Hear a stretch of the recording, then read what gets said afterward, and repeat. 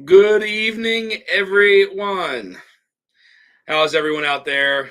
Tonight, we have another round of the Double Trouble Invitational that has lasted for months. It feels. I know it's gonna continue on through April. I'm hoping it doesn't continue on past April, but if it does, hopefully you're still around to watch it, see who wins. I think it just comes down to just trying to get some of these final matchups done, and to narrow this bracket down. And then I know next week we are going to have a doubleheader round. We're going to have Jason and Roger going up against Adam Shelton and Slapshot, Brian Slapshot, and then the next match is going to be Big Vic and Jigs going up against Whiskey Tornado and Top Dog. So we got a double header next week. Tonight is only a single matchup. We weren't able to secure that double header this evening. But with that being said, let me say hi to some beautiful people here in chat. We have some beautiful people here on screen with me. Turks are here. We were going over some stuff here.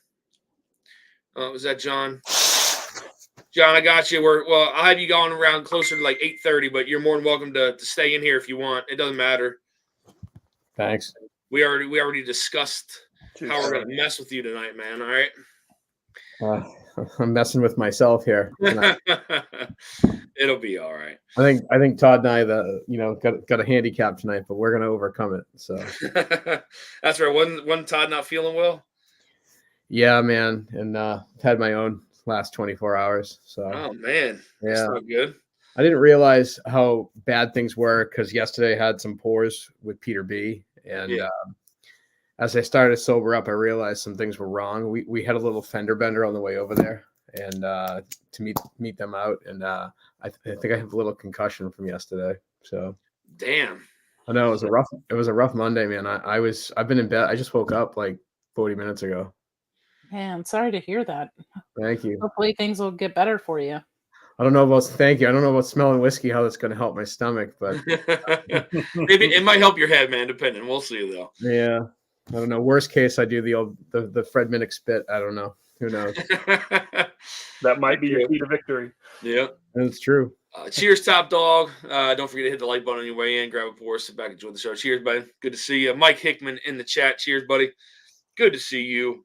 The Whiskey Saint. What's going on, Darrell? Dan, Cheers, it should be fun. Cheers. Dan, this is your package. Is that how it came? No, it was left on my front steps, and I almost took a header. I stepped on it, and it just kind of rolled on the front brick stairs. So, yeah, because who was it? You're learning a lot about me. You know, my friends renamed my fantasy football team Accident Pro when I came in last place. So you can't make this shit up. Somebody else's package, I think, was open when they received it. I forget who it was, but I was like, man, that's wild. Oh, when we sent Major Zero his was like open and like luckily they were that's interesting. Inconspicuously labeled. I don't know what the difference is. Usually the stuff that you send ends up in my mailbox, not on my front door. And it's such a small, I couldn't see. I just walked out of the house and I was like, what the carrying shit like an idiot. Yeah, good stuff. Shauna Marie D. Cheers. Good to see you. Mark B is in the house. What's going on, Mark? Good to see you, man. Richie Z. What's up, buddy? Good to see you. Tim Cornet. Cheers, my friend. Peter B in the house. Sorry, guys. Catching up on chat here. Roger Randall in the house. Roger Air is going to be competing next week with the MASH. Whiskey Nose, what's going on, Marty? Sorry, man. When you texted me last night, I had to get up super early this morning. I was like half sleeping, half awake when you texted me, so I apologize, Marty. Then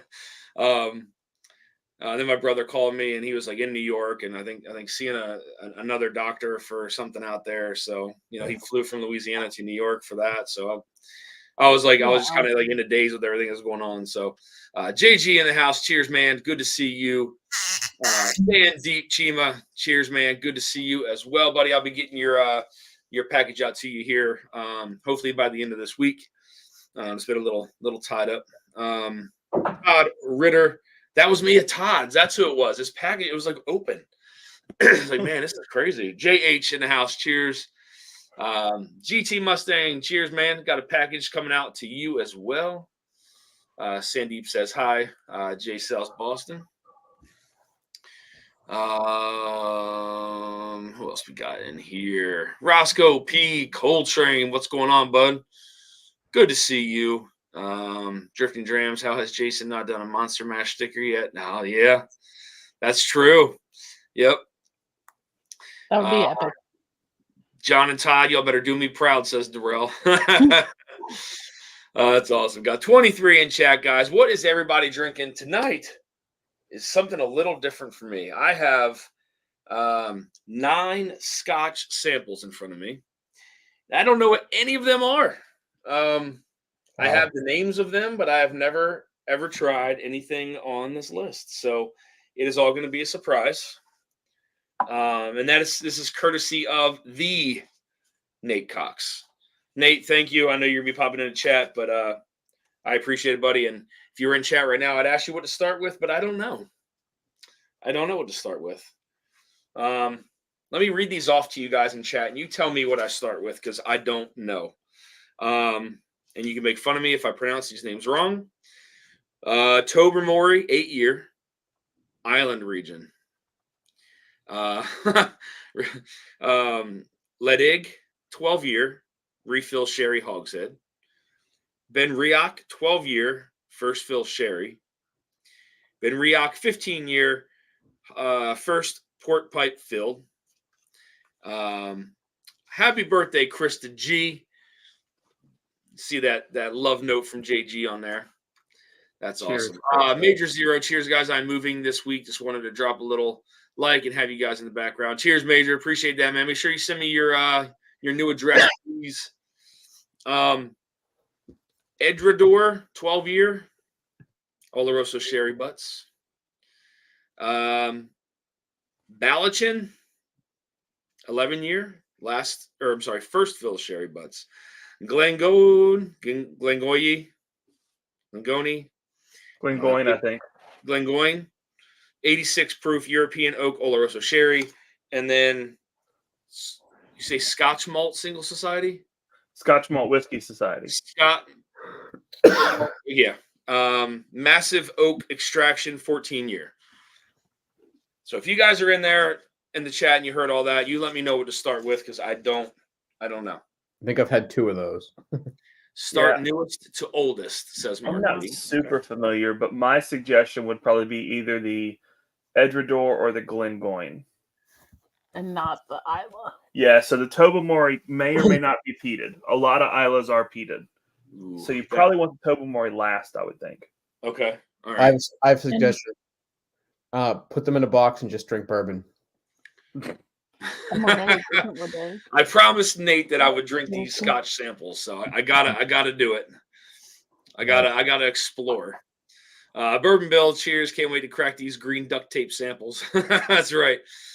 I got that green duct tape on them, man. Roy R does cocktails. Cheers, Jerry Black in the house. What's up, man? Sugar Kitty's in here. He can tell you what order to drink them in. So Sugar Kitty says Ledig says let chick. Is that what it's really? Let chick? Balekin. From that. Okay. I appreciate that, Sugar Kitty. Thank you. I knew I was pronouncing some of these wrong. Happy birthday, Krista G. I see you in chat. Cheers. Balachin is Balekin. Okay, Balekin. Balekin. Say Balekin. I dare you. Balekin. Barrel aged coffee is a smoky honey delight, says Jerry Black. My suggestion is blend them together, says Top Dog. Ben Drammond, cheers, bud. Good to see you. Jerry Black, the pods are doing well for that one. Let's see here. What do you say? It's pronounced let chick. Mr. Jiggs is in the house. Cheers, Jiggs. You guys are rolling in next week. Awesome. Everybody in chat, make sure you guys wish Krista G a very happy birthday. Life from the patio. Cheers. Good to see you. Bourbon Mill put these scotches in a special blender, aka the garbage disposal. No, can't do that. I gotta try them. I gotta crack them. Start with Edrador and end with Letchik. There you go. Okay. All right, so we'll do the Edrador then. Yeah, I got a little taste of something yesterday called is it Kilcairn? Yeah. Campbelltown. It was matured in sherry. It was cask strength, and it was awesome. It was very. I would buy a bottle of that. Is that the one that's spelled funny? It's like Kilkerran. Yeah. Gotcha. Glenville Distillery. Yeah, I'm not familiar with it at all, but so Sugar Kitty says Glenn Gagne second. Goin. All right, Ethan. Goin like coin. Glenn You're overthinking Goin. it. Glenn Goin. Thank you. Second. So yeah, he said Edrador. Then the let's see, Glengoyne. That'll at least get you started. Katie Turk totally enjoyed the coffee. Just got in a barrel finish. Going to start that one later in this week. So is Ben Drammond on the coffee bean train too? Yeah, he has been on the coffee bean train for a little while now. Nice. Jerry Black says groin. Kilcairn is a different distillery, but owned and run by the same people as Springbank. Mm-hmm. Ethan, what bottle is that your giant hand was covering? It's a Rebecca Creek American whiskey double barrel. Yeah, it's 3 years. So it's MGP, 3 years in used oak, and then 2 years in Texas and New Oak. Man, the color on that is wild. That's dark. Sherry, man. Yeah. Those sherry finished scotches are, God, I love them. I know I've had some. I just don't drink them enough to remember what I've tried. Yeah. I know that I like Bunnahabhain. I like Deanston 12 year, I think it was. Yep. What else did I like? Tell me you've had some Glendronach. I think I have. I don't remember though, off the top of my head. I'm sure I have. Tom Shaley, cheers. I gotta reach out to you too, Tom. I can't remember what I just sent you. I know I mailed you something, but I cannot remember what it was for the life of me. Dan, you need an assistant. Yeah, I know. I'm pretty bad with it, man. I send stuff out all the time. Are you volunteering me? No, I think you've already volunteered in part. I lose track of stuff, man. I think I sent Tom the 3 samples of the Nashville barrel that he won, if I'm not mistaken. There's Nate Cox. Cheers, man. Good to see you. Good evening, Mr. Trout. How can we help you? I poured the Edrador first. Tobermory is right before Balakin. Hey, good job. I received the 3 NBC sample. Okay, Tom did. Okay, I thought I sent some out to you. I just want to make sure. Cheers, Nate. Again, thank you for these scotches. Mr. Dusty Dan, that is bourbon side effects. Sandeep, I could not agree with you more. I think that is a clear side effect of alcohol. Although I do not drink every day, guys. I really don't drink every day. Man, I did drink. Bourbon side effects would be a great channel name. What is it? Bourbon side effects. That would be really cool. Yeah, that would be cool. Somebody in the chat come up with that channel, will you? Yeah. Tobermory is made by the same distillery as Leduc, but is unpeated compared to Tobermory. So Tobermory is peated. Okay, so I can't. If I drink that now, it'll ruin everything that I have. Yep. Now, Tom, it's just the Russell's 2002 from last week. I got them bottled, ready to go. Who needs a glass when you have a bottle? Hey, so how many Boo-Rais did you send us tonight? All 3. It's mean, dude. All 3, and they're all from High West. All the same. Great. 3 of the same samples. That would be really fun to do, but I hate to do it in this tournament to somebody. It would be fun. That's Matt Madness right there. You know, all the store picks. Yeah. Nate Cox, cooler running in the house. Cheers. Good to see you. I don't think I missed anyone. I think I saw everyone in here. So, guys, we are gonna get started here soon. I know Todd said that he had to pop on to say hi to someone really quick before he hops on, but I did tell everyone the start time was going to be 8:30. So, is it 2 matchups tonight or just one? Nope, just one. It's just you guys. I couldn't get the second one scheduled.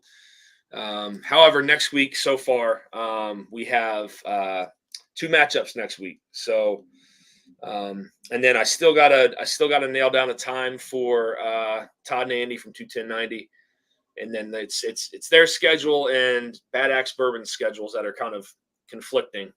Sounds like it's Todd's schedule. Would be my guess. It's Andy's. Oh, Andy's schedule and then Bad Axe is he's kind of tough. It's hard with him. I think he's like 2 weeks on, 2 weeks off, something like that. So oh yeah, that makes sense. So yeah. Tobermory is unpeated, but Leduc is peated, same distillery. Okay, so I'll have to drink that one last. I don't think I'm going to get through all 8 of these. You can do it. I believe in you. Yeah, why wouldn't you? I could. I'm an overachiever, So as long as you don't start chugging Coy Hill, you'll be fine. that bottle's almost gone. I gotta savor the last little drops of that I have. All right. Tom, you are very welcome, my friend. No problem. And I know I got to reach out to the fellows at Friday at Fred's too, because I think I don't know which one it was that won samples, but I don't know which address to send it to. So It's probably Doug H. Okay. All right. He's typically in here on Monday. I don't think I've seen Fred much lately. Might have to try triple night to get caught up, Dusty. Yeah. I had a beer phase yesterday, so I had actually I did. So this is 3 days in a row drinking. So I had some beers. I had some beers yesterday and the day before. So naughty. Yeah. Then don't forget about Thursday's epic night. Oh yeah. Oh my God, that's 4 days in a row. What's Whiskey Row or something? Weren't you guys Yeah. I didn't even remember that. Jesus Christ. Boy. Maybe Sandeep's right. Holy shit. Okay. You didn't remember it, Dan? I do, but I will tell you. You guys look happy. The drive home was interesting. We'll say that. You guys looked moist. That's all I'm gonna say. That cigar kicked my butt, man. Not gonna lie to you. I was on a roll and I almost finished that cigar and continued on through the night. And I was like, wow, okay. There you are. I'm floating. Hey, I was talking to Peter yesterday about Barrel. Is it Armida? Yeah. Mm-hmm. You're like, why can't they just rename that cigar cut? It goes great with cigar. It's actually pretty good. Yeah. Have you tried the Barrel Vantage with a cigar? I have not with a cigar. I do have a bottle. So that's got an interesting finish too. I recommend that. All the oak. Mm-hmm. Yeah. I've got that, the seagrass, and the dovetail all in the cupboard. Yep, those are the 3 best ones. This smells really good. I'm not gonna lie to you.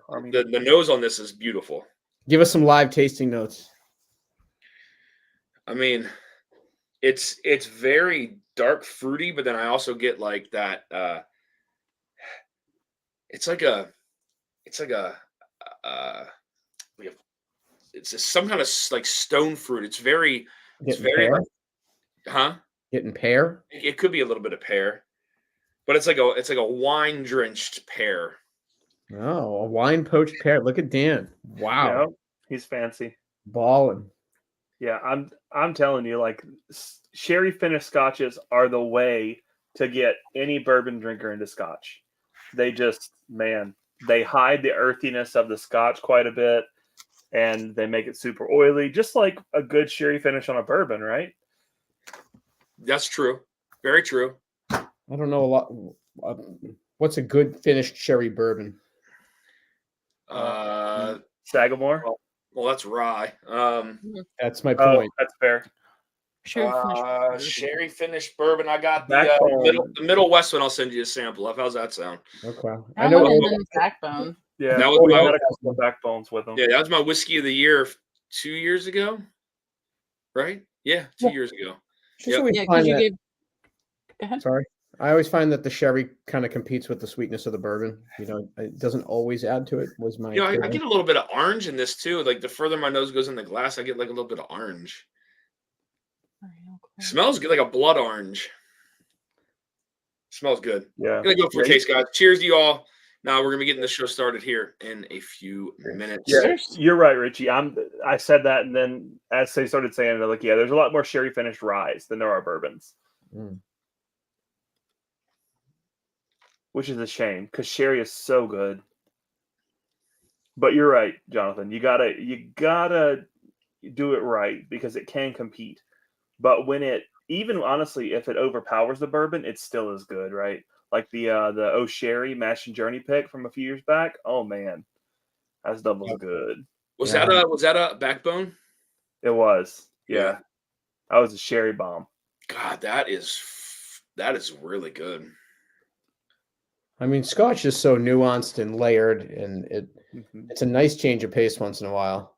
This is like there's so many like flavors going on this thing, like from the front to the back. I mean, it's very similar to that of the nose, although like I almost feel like I'm getting a rye spice, although I know it's not rye. Across like the front of the palate, though, not like across the center. But there's a lot of like darkness to it, like a dark plum and like some cherry. And so that spice is probably the European oak. So okay, that's all right. When we were at Macallan in 2020, they essentially have some barrels they like cut holes in. You can stick your whole head in the barrel. And the difference in like American, so used bourbon barrel, and a European oak barrel are night and day. The European oak has a much tighter grain. It's got a much spicier profile to it. Just like think of like Spanish oak or French oak, right? Yeah, French oak has that unique spiciness to it for sure. And I know you're a big fan of the French oak, so. Oh yeah. Yeah, this is actually really good. Like I would buy a bottle of this because I think I could enjoy this. I think. Cheers, Todd. Hey guys. I get like.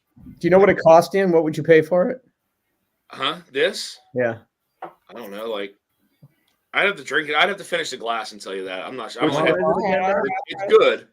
I'd pay more than $60 for it. Okay. Well, Which one is it again? Edredor.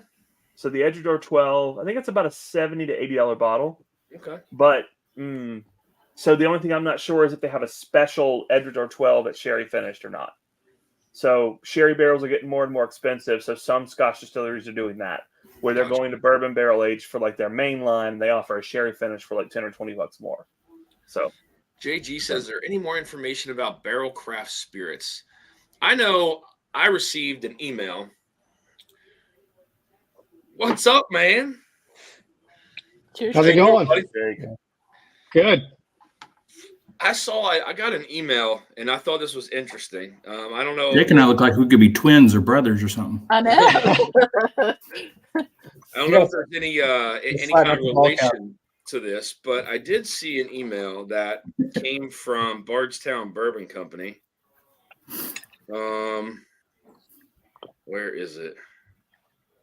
I saved it. I didn't delete it, but now I can't find it. And it was like, I gotta find the email. I don't want to say something wrong on here. Man, where is it? Hold on a second. I gotta find this. This is gonna bother me now.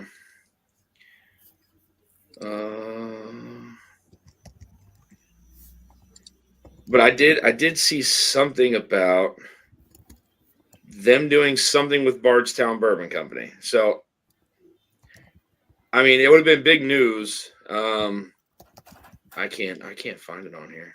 Maybe I deleted it. Let me see.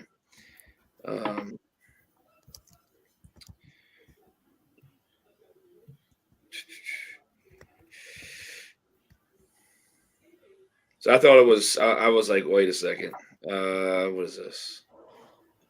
So, yeah, it says Bardstown Bourbon Company, one of the leading bourbon makers, taking bourbon global. And it's from Barrel Craft Spirits, their global page. So I don't know. So now it talks about we're overjoyed to build a strong relationship with the Bardstown Bourbon Company team and grow together in the years to come. So that's what I received an email from. So maybe Bardstown bought them partially, or I don't know. I don't know what, if just they're doing the Barrel Global portion, maybe Bardstown bought the Barrel Global. Maybe they finally found a country to dump all the Dickel to. Maybe. But yeah, so that's the email I received. It was from Barrel Global saying that they're partnering with Bardstown Bourbon Company and building a strong relationship to grow. So I don't know. So I don't know how much they acquired. I don't know if now they're buying up their rick house. Sounds like they overextended themselves. It's time. My uninformed guess is that Bardstown is taking at least a minority stake because they want the blending prowess of the guys at Barrel. Okay. Yeah, that makes sense. Because blended is king across the world typically. Yep. Like even single malt scotches are still blended. They're just blended within a certain range. So, Bill, So that's what I think. What's up? how are you, man? Cheers, bud. Oh, just living the dream. You know? Hey guys, you guys can go ahead and pour your samples. You can go ahead and pour your samples now if you haven't already. You're fine if you already poured them. No I worries. thought some hobo sent these to me when I saw this. I was like, who sent this with this green duct tape? You don't like the green duct tape, man? I thought I was being poisoned. God, I'm just trying to be different, Bill. Oh, it's different. I was like, I don't know if I should drink this, you know? And I thought, Was anybody else's package open? Bill, was your package open? Jake? That was mine, Dan. Jake, yours was open too when you got it? Yeah, mine looked like Jay's. It was. I was nervous when I pulled it out because it was thrashed. That's You insane. saw the green duct tape, and they were like, nah, we ain't going to try this. Yeah, mine looked like it just been through hell. Yeah, that's crazy. Huh. Maybe I'm just going to wrap tape around the entire package. Giggity.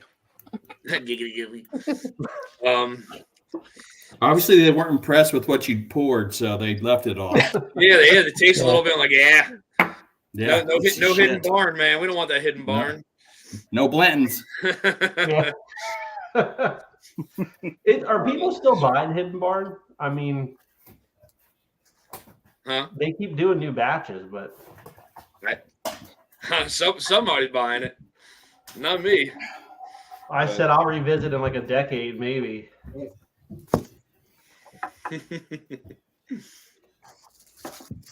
Travis Robeson, cheers, man. Good to see you. Thanks for stopping in. Man, this just gets better and better. This is really good. Yeah. I'd buy a bottle of that. Whoa, there's some colors on these glasses. Wow.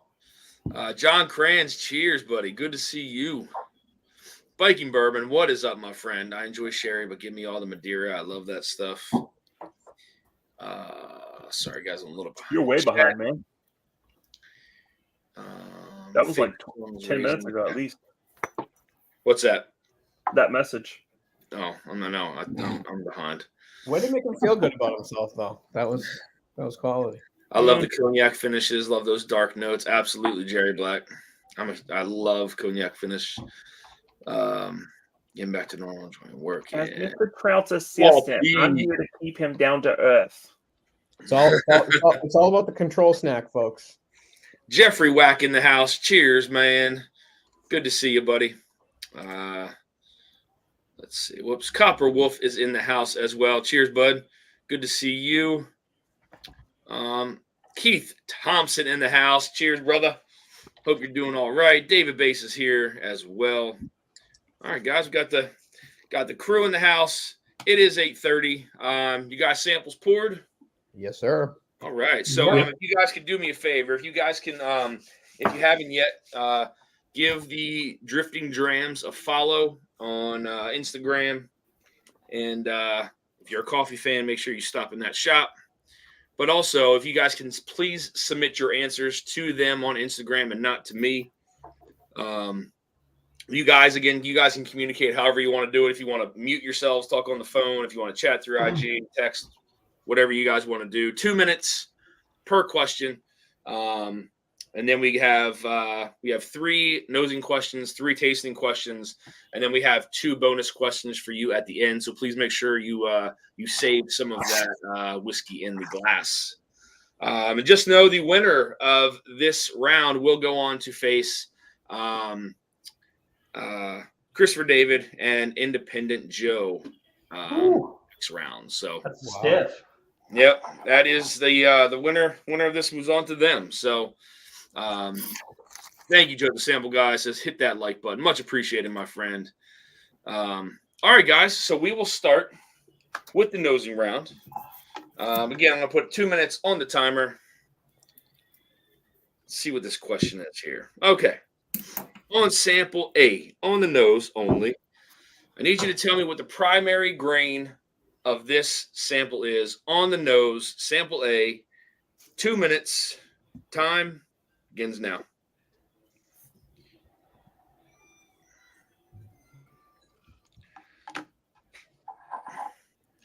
Ethan, are you drinking scotch with me? I could be. We just had to kill a bottle of Sagamore Double Oak. It was dangerously low. So. I've decided that my friend needs to die tonight too. Trying to make room. Man, something about this Rebecca Creek bottle, the shape of it is just perfect to one hand. Like it's a little more rounded than the Elijah Craig bottle. All right. That was a good sample. That was fantastic. I like that. All right. I'm gonna mute up for a second and go grab some scotch. Big Vic says, "Let's go, Jack."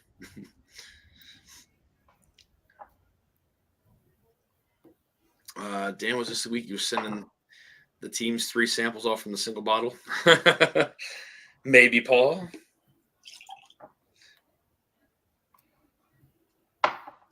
Give that a rinse. All right. What was I supposed to? Oh, yeah, that's right. I'm just trying this one next. That's right.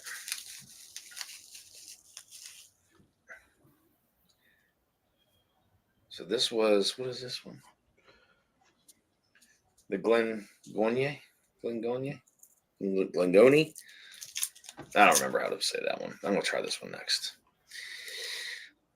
What's going on, Vic? Macho Man is waiting for the next challenger. Ethan says it's Glengoyne. Glengoyne. Going like coin. Coin. Glengoyne. Or groin. Glengroyne. I like groin better. Did you get the new Manhattan finish, Dan, from Sagamore? I did not. I'll see if I can find. You guys got 5 seconds, by the way. All right, guys, that is time.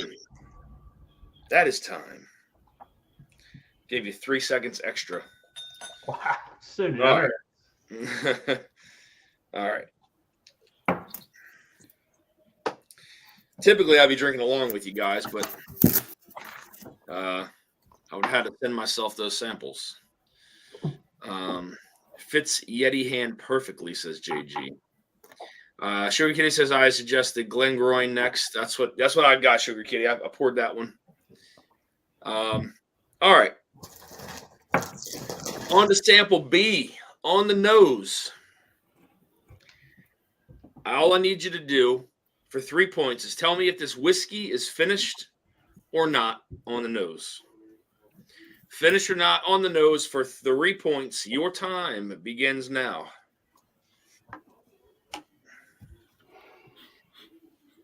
Whoa, that's very different.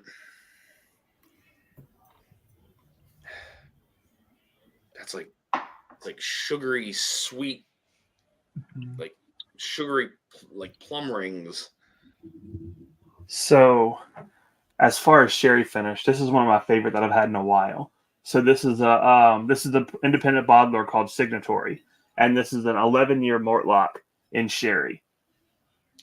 Oh God, can't even see through the bottle. And it's 100 and something proof. Yeah, it's 116 proof as well. Okay. Yeah, she's a sherry bomb. All right, so Glengoyne. Okay, Glenn Goying rhymes with coin. Got it. Okay, I'll try to remember that. Glenn Groin. Just say Glenn Eric Groin. Gunderson in the house. Cheers, buddy. Cheers, Eric. Yeah, Cheers. this is like a sugared plum candy.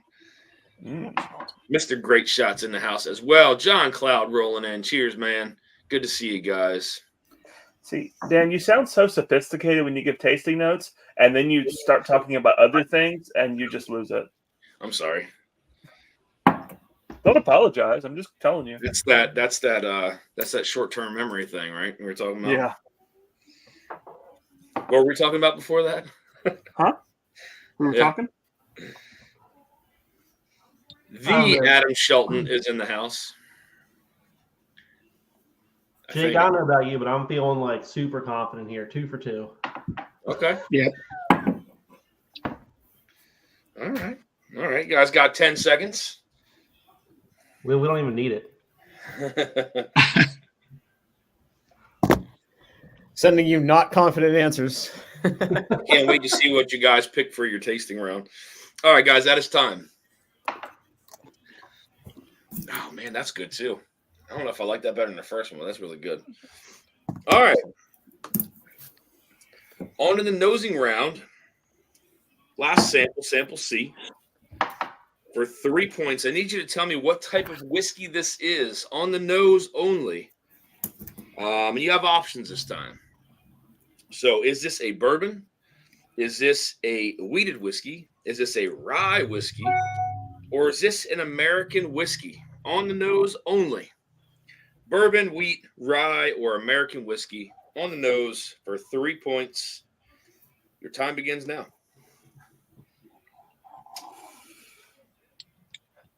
I'm taking your extra glass. That's rude. How much malt is there in this this Glen Goying?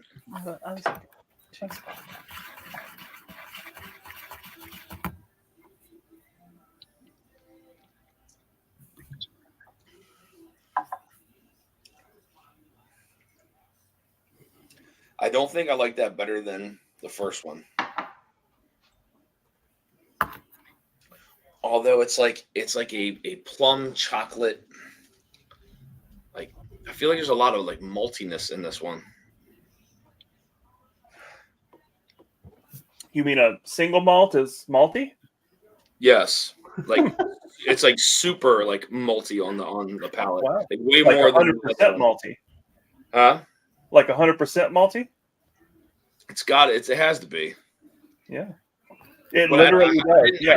I didn't get that on the first one though. The Edredor. I didn't get that like in your face like this one is. This is like saturated my tongue with like malt. So Sugar Kitty actually called that out because he knows way more about Scotch than I do. He called it out earlier where it'd be similar but more grain forward. And it's so again, with my rudimentary knowledge of Scotch, it's really interesting how different it can be, right? You're working with the same ingredients with roughly the same mash bill, essentially, roughly the same procedure, even the same finishing barrels or aging barrels half the time, but yet so massively different. Yeah. At least here we vary the mash bill, right? Interesting. Total grain forward. Okay. All right. That makes sense now. I didn't see that comment earlier, but I definitely get it. Not so much on the nose, but on the palate for sure. That is time, guys. That is time. It's time for me to swallow the rest of this whiskey. If there's anything I don't know how much that bottle is, but I would maybe pay the same amount of money for that, if not in that 70-ish range, I guess. I can't think of a more torturous night than drinking American single malt or Scotch. I gotta do it. Mm. I gotta explore, man. I gotta get ready for these Ascot Awards because God knows what the hell I'm getting sent. Gins and rums and Japanese whiskey and who knows what else. They invited me, it'd all be like straight F's, zeros, whatever. For most of that stuff. Just remember, Dan. And I know that I don't know if you guys saw the Barrel King has like they got like 5 entries in this year. Oh, good. Yeah, they entered. Well, it was on that like Facebook I saw that he said they entered. It was like 4 or 5 bottles they put in there. So, all right, guys. So how do you guys feel after that nosing round? I'm feeling not too shabby. Okay. God, what are you giving the thumbs down? I'm listening to you this round. What's going on here? I'm over here flipping a coin. Fruits a little less cream forward than Glen. It would be the Glenalchi. Glenalchi. Glenalchi? Oh, yeah, that one. That one. Gamey Road. Cheers. And butchering some scotch. Dude, it was worth it. Man, I am not familiar with the Scotch life, man. I can pronounce some of them, but well, honestly, I screw them up sometimes when my buddies who know Scotch just to give them some kicks. So there's a town called Craigellachie that I still call it Craigalachie sometimes, just to give them a laugh. Sugar Kitty, what do I do next? Which one do I do next? I don't know if you remember all of them. I got Balakin.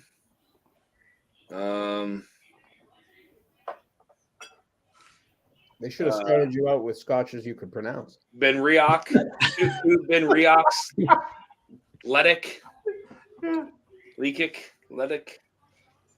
Tobermory. Give that man some Jameson. Don't forget about Bollick.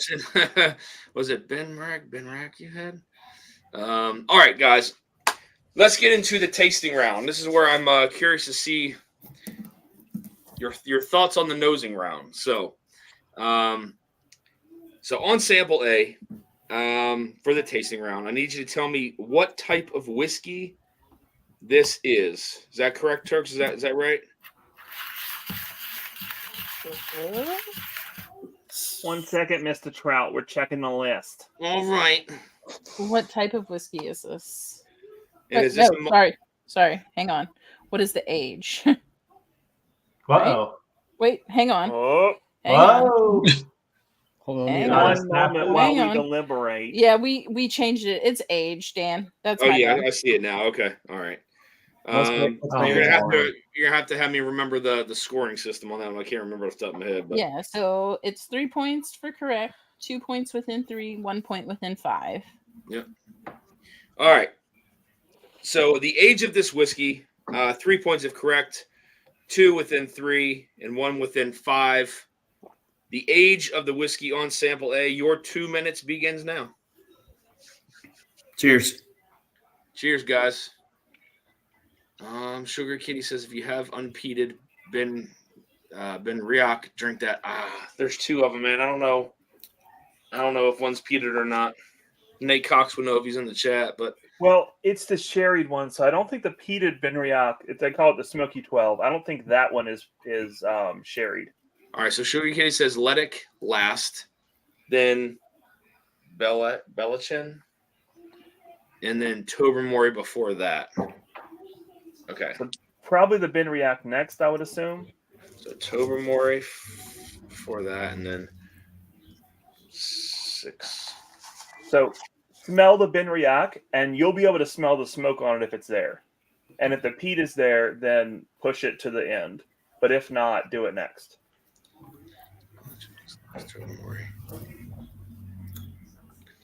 Tobermory before the Belichin. Okay, so Tobermory.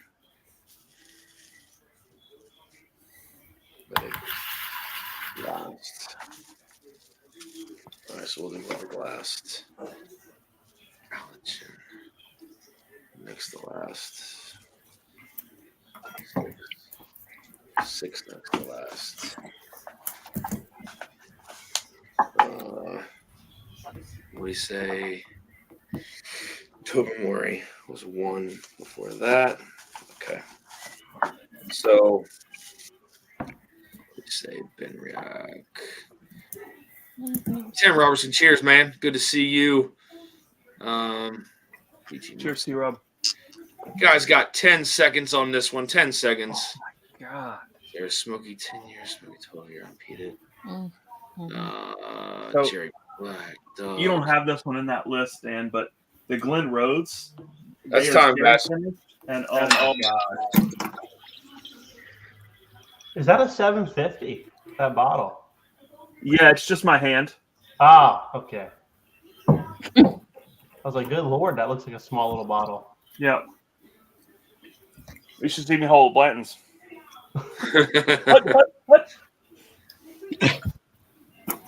So Ledig is pronounced Lachog. Is it? Man, I'm really butchering this Oh shit. wow, tonight. I didn't know that. Oh. Cheers, Mark. That's all right. All right. The next question. Come on, phone. On sample B, on the palate. Now I need you to tell me what type of whiskey this is. This is for 3 points. I need to know if this is a bourbon, a wheater, a rye, or a rice whiskey. Now hold on, Dan.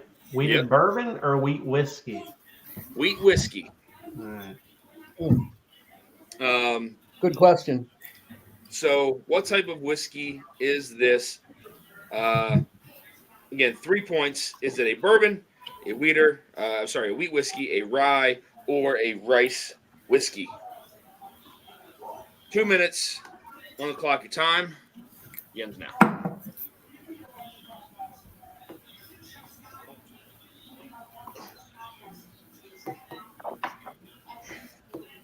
All right. Where's the other glass? I got to pour this here. Let's see. All right, that's clean. All right, so we were doing the Ben Riach, right? One of them. I guess we'll find out if it's peated. Yeah. Hey, just smell it. If it smells like smoke, then push it to the end. All right. You'll know if it's the Smoky 12. Okay. So yeah, this is the number. This is the number 4. So this is the 15-year. First port pipe filled. All right, let's see. Oh, it's a 15. Then yeah, it's probably not peated. No. No smoke. All Yeah, right. to my knowledge, my infinitesimal knowledge, they don't have a 15-year peated. Okay. Yeah, Scotch seems very broad. Mm-hmm. Exactly Smoky 10 or Smoky 12, you will know. Okay, gotcha. Let's see. Oh, man, I like the nose on that one. Ben Riach's good stuff, man. That might be my favorite nose out of all of them so far. Oh, really? Okay. Yeah.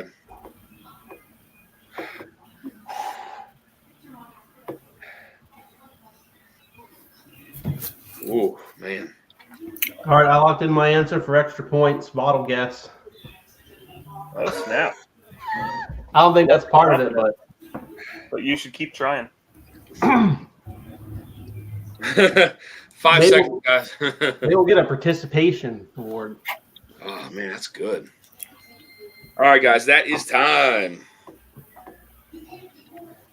This is my favorite nose out of all of them so far. I'll say that. I don't know about on the palate yet, but.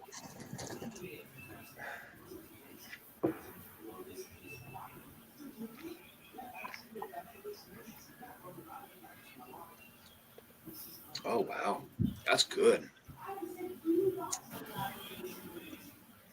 I like that. What, do you have that bottle, Ethan, that Ben Riach? So we don't have the 15. I've got the Smoky 12, and I think I have the regular 10 around. But everything I've had from them, I've had other pours I've liked. Yeah. The only problem with them is their prices are edging up slowly, and it's kind of painful. Yeah, I don't get like that super maltiness on the palate as much as I did like that second one, but that's really good. Bourbons you tried before you drank it, or how many scotches you have tried. Most people don't like scotch. Haven't tried. Yeah, that's good. Good point. Good point. Well, to me, I think about it like a beer with a thick head, right? Like most people will take a little sip and say, "Oh yeah, that's not for me." But all they're getting is the head of the beer, right? Straight bitterness. There's nothing to it. But if you take a longer pull and get past the head of that beer, you get a completely different animal. And it's the same thing with Scotch. You've got to try a couple of different things to get a feel for the huge range. Yeah, agree. 5th quarter tailgate in the house. Cheers, buddy. Hope you're doing well, my friend. Cheers, Scotty. That's pretty good. I think I like that one better than all of them so far. That's really good. All right, guys. Last sample for the tasting round. Again, please make sure you guys save some for the 2 bonus questions. So sample C, I need you to tell me the proof of the whiskey on sample C. Proof of the whiskey on sample C. Turks, what is the point system on the proof? All right, so proof. I believe it's 5 for spot on, 4 for within 3, and 3 within 5. 3 points Okay. within 5. Okay. So proof on sample C. 2 minutes on the clock. Your time begins now. All right, Nate Cox, if you're in the house so far, this Ben Riach 15 years, my favorite. Oh, it's more like 130 to 140 a bottle. Wow. Okay. You know, I might actually pay that for that. This is pretty good. I like this one. Man, those big sherry heavy scotches are freaking awesome. Mm. Like again, this one, I think it was about 110. You know, but again, it's heavy sherry at 116 proof. I'd pay it again. That cigar that we smoked the other night, I think would pair very well with this right here. Yeah. That darkness from that cigar, I think would just be perfect for this right here. See, so that sometimes that's true and sometimes it's not. I've tried that before, and there are times where. So yeah, you're right, Sherry Katie. That one's port, not sherry. To me, I love them both. Like a big, heavy fortified red wine is the key for me. Porter sherry, I'm not super restricted. But yeah, so sometimes they can be too sweet for a cigar. So it depends on the pairing there. I see what you're saying. Yeah, Because I've thought the same thing, and there are times where I'm like, oh yeah, that's a home run, and other well, I guess times you want I'm to find, I guess, like a spicy kind of cigar to kind of offset that sweetness thing, right? yeah, it's kind of tricky too. There have definitely been times where I'm like, nope, that's a complete miss. That's really good. This is my favorite so far. So. All right, I'll be back. Give me 2 seconds. Huh? Oh, no problem. Favorite sherry, Glen Farkless, 25. Cheech wow. Ardolino is in the house. Cheers, man. The Ben Riach is port, not sherry. Yep. Oh, my fault. This is forced port pipe filled. Yep. Yeah, a port pipe is, I think, still a 90-inch gallon barrel. That's time, guys. Sorry, that's time. Yep. Yeah, I think it's still a 90-inch gallon barrel. Oh, man. I might have to pour that back into the sample bottle. That's good. Mm. You know, I feel like, maybe this is just me, I feel like I get a very unique spiciness from some of these scotches, but I know it's the proof. And that's where I've talked about before, like where you can differentiate a proof spiciness and then a baking spiciness on the palate. Like there is a complete difference between the two, and like I am getting the proof spiciness on these scotches. Yeah, I'd be interested to see you try like that besides some Spanish oak stuff to determine if it's actually the if it's proof or if it's European oak. Yeah. All right, guys. How you guys feeling after the tasting round? Gotta know. Pretty solid. Pretty good. Yeah. Okay. Waiting for Ethan's facial expressions though. Turks, how's everything looking on your guys' end? If you want to send it a text, I'm curious. Yeah, I'll send you a text. Okay. So hopefully you guys saved some whiskey in your glasses, because there are 2 bonus questions that we are going to get into. So the first one, and this is for 3 points. All I need you to do is tell me what state of distillation sample B is from. The state of distillation on sample B. There is no multiple choice. This is just a straight bonus question for 3 points. State of distillation on sample B. 2 minutes. Your time begins now. Wait, you don't give us options? Not on this one. It's a bonus, baby. Oh, that's hardcore. There's no participation trophies here. Clearly, no multiple choice, nothing. This is worse than the SATs. If you don't score at least 1,000, you didn't write your name right. Yeah, exactly. I gotta go tell Rita I didn't pass. All right, so I guess I'll try the. I have 3 here to try before we get into the final 3 that Sugar Kitty mentioned. So I have the Glengoyne. I have the Ben Riach 12-year, and then I have the Scotch Malt Whiskey Society Massive Oak Extraction 14-year. That's the 3 I got left before I get into the other 3. So the Massive Oak Extraction, actually, I'll look it up. But they're pretty transparent on their website. Okay. John Crane says, state of distillation, relatively sober. Ben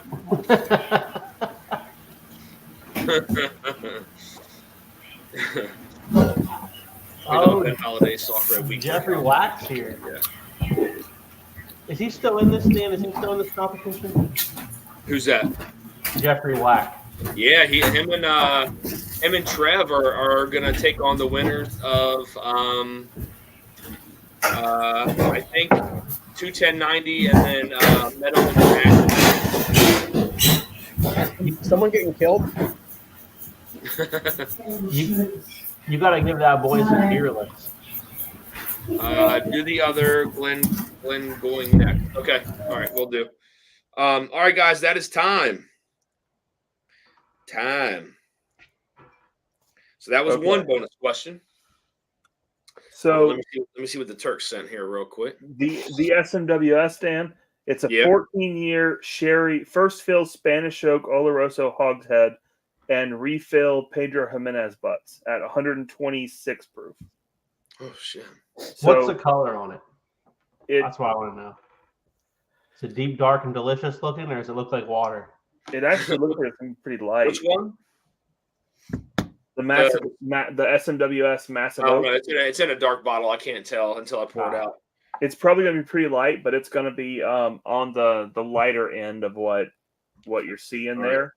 Sure, Kitty said to try the Glengoyne, the other Glengoyne. So that's what I'm going to try. Try that next. The 12 may be peated, which to do after the Tobermory. If not peated, then do the Ben Riach 12 after the Glen. Okay. All right. So we'll do this one next. Okay, guys.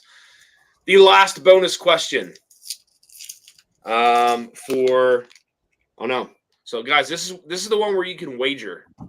So on this bonus question, you can wager up to 5 points. Up to 5 points on this question. So this last bonus question, I need you to put these whiskeys in order of proof from lowest to highest. Low to high in order of proof, but you can wager up to 5 points. So please make sure you guys send the Turks those wagers before we get into the tasting round again. Exactly. You're not tasting, you're not doing anything yet except wagers, and then we'll do it after. Guys, I'll give you guys a minute to discuss your wagers on this one if you want. So, yep. Eric Damaris, I am drinking Scotch and I am enjoying it. It's good. It's good. I like some better than others, but Todd, your stomach must be feeling better today, buddy. Always confident. Oh man. I know John. I know Ritter wasn't feeling well. John's got a freaking concussion. I know, man. It's gonna be weird. Shit's getting weird, man. I'm gonna have to knock myself sideways next round. Do that. Whoa, that is crazy on the nose. Holy crap. Woo! I mean, try doing a bourbon blind when you're giving us tasting notes for Scotch. It's mean. I have to mute. Honestly, I got to mute you. You're like stewed pears and blah. Oh, dude. This is like stone fruit and then. Oh wait, malt. did you start the timer? No, you No, guys we got to send haven't your gotten- wager in first. Oh, okay. Wages are in, so you can start the timer when you're ready, Dan. Wagers are in. All right, guys, here we go. 2 minutes on the clock in order of proof from low to high. Low to high, 2 minutes on the clock. Here we go.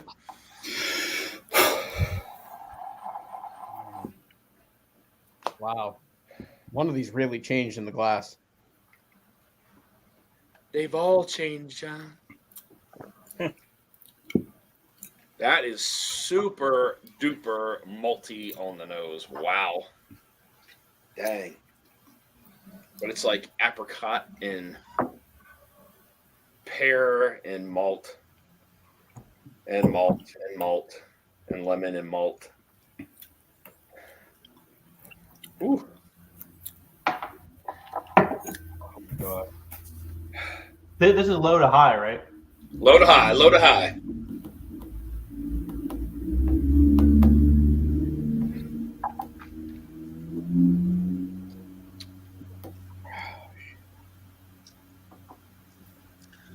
See, this one has way more like stone fruitiness to it on this one. Like it was very malty on the nose, but not on the palate. You wouldn't even think that this is a single malt on the palate. This is like very fruity. Yeah, when you have a sherry bomb, man, on the Scotch side, you have a freaking sherry bomb. Like it's nuts. So this one is European oak Oloroso sherry. Yeah, I don't get the dark Oloroso notes on the palate on this one. It's very bright. Okay.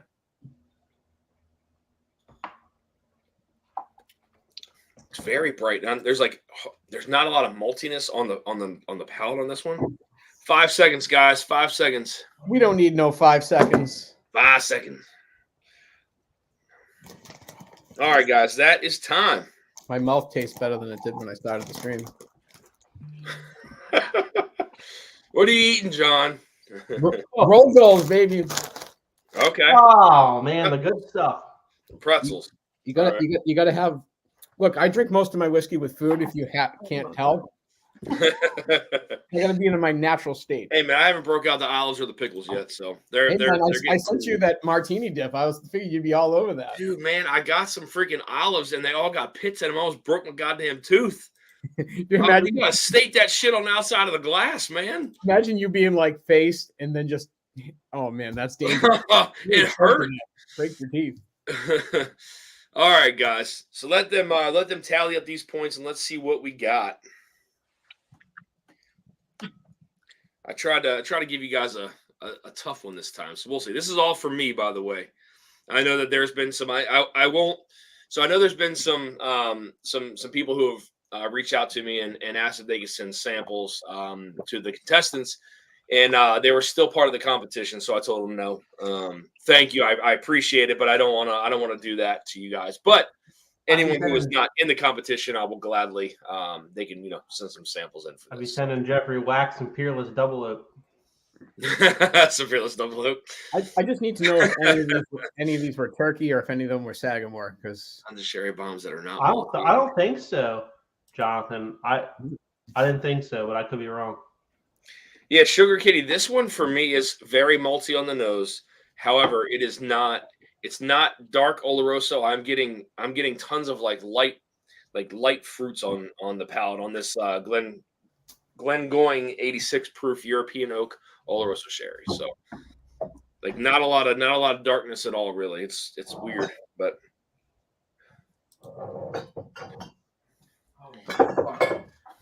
I think one of them is Bardstown now. I just don't know which one. Which one, Jonathan? Which one?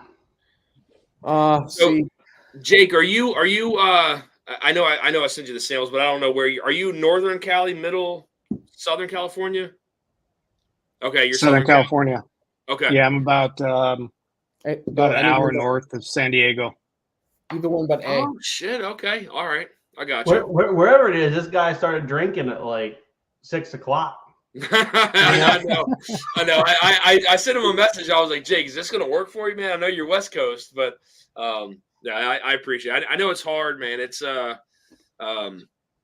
hard for you guys to do it up on these streams. So, but I do appreciate it, though, Jake. Thank you, and I do appreciate you stepping in on short notice to partner with Bill. So thank you for that. No one else wanted it, you know. We just had the local Costco picking up your old Rip Van Winkle 10 for $79.99. Bill's a champ. He's a legend. So I'm who's happy to join his team. Roger, I will tell you that when you receive them, sir. Dan's taking a big risk letting someone else in the blind. It doesn't matter. I mean, there's stuff I haven't even cracked before that I could send. So it's not like, I mean, I don't know.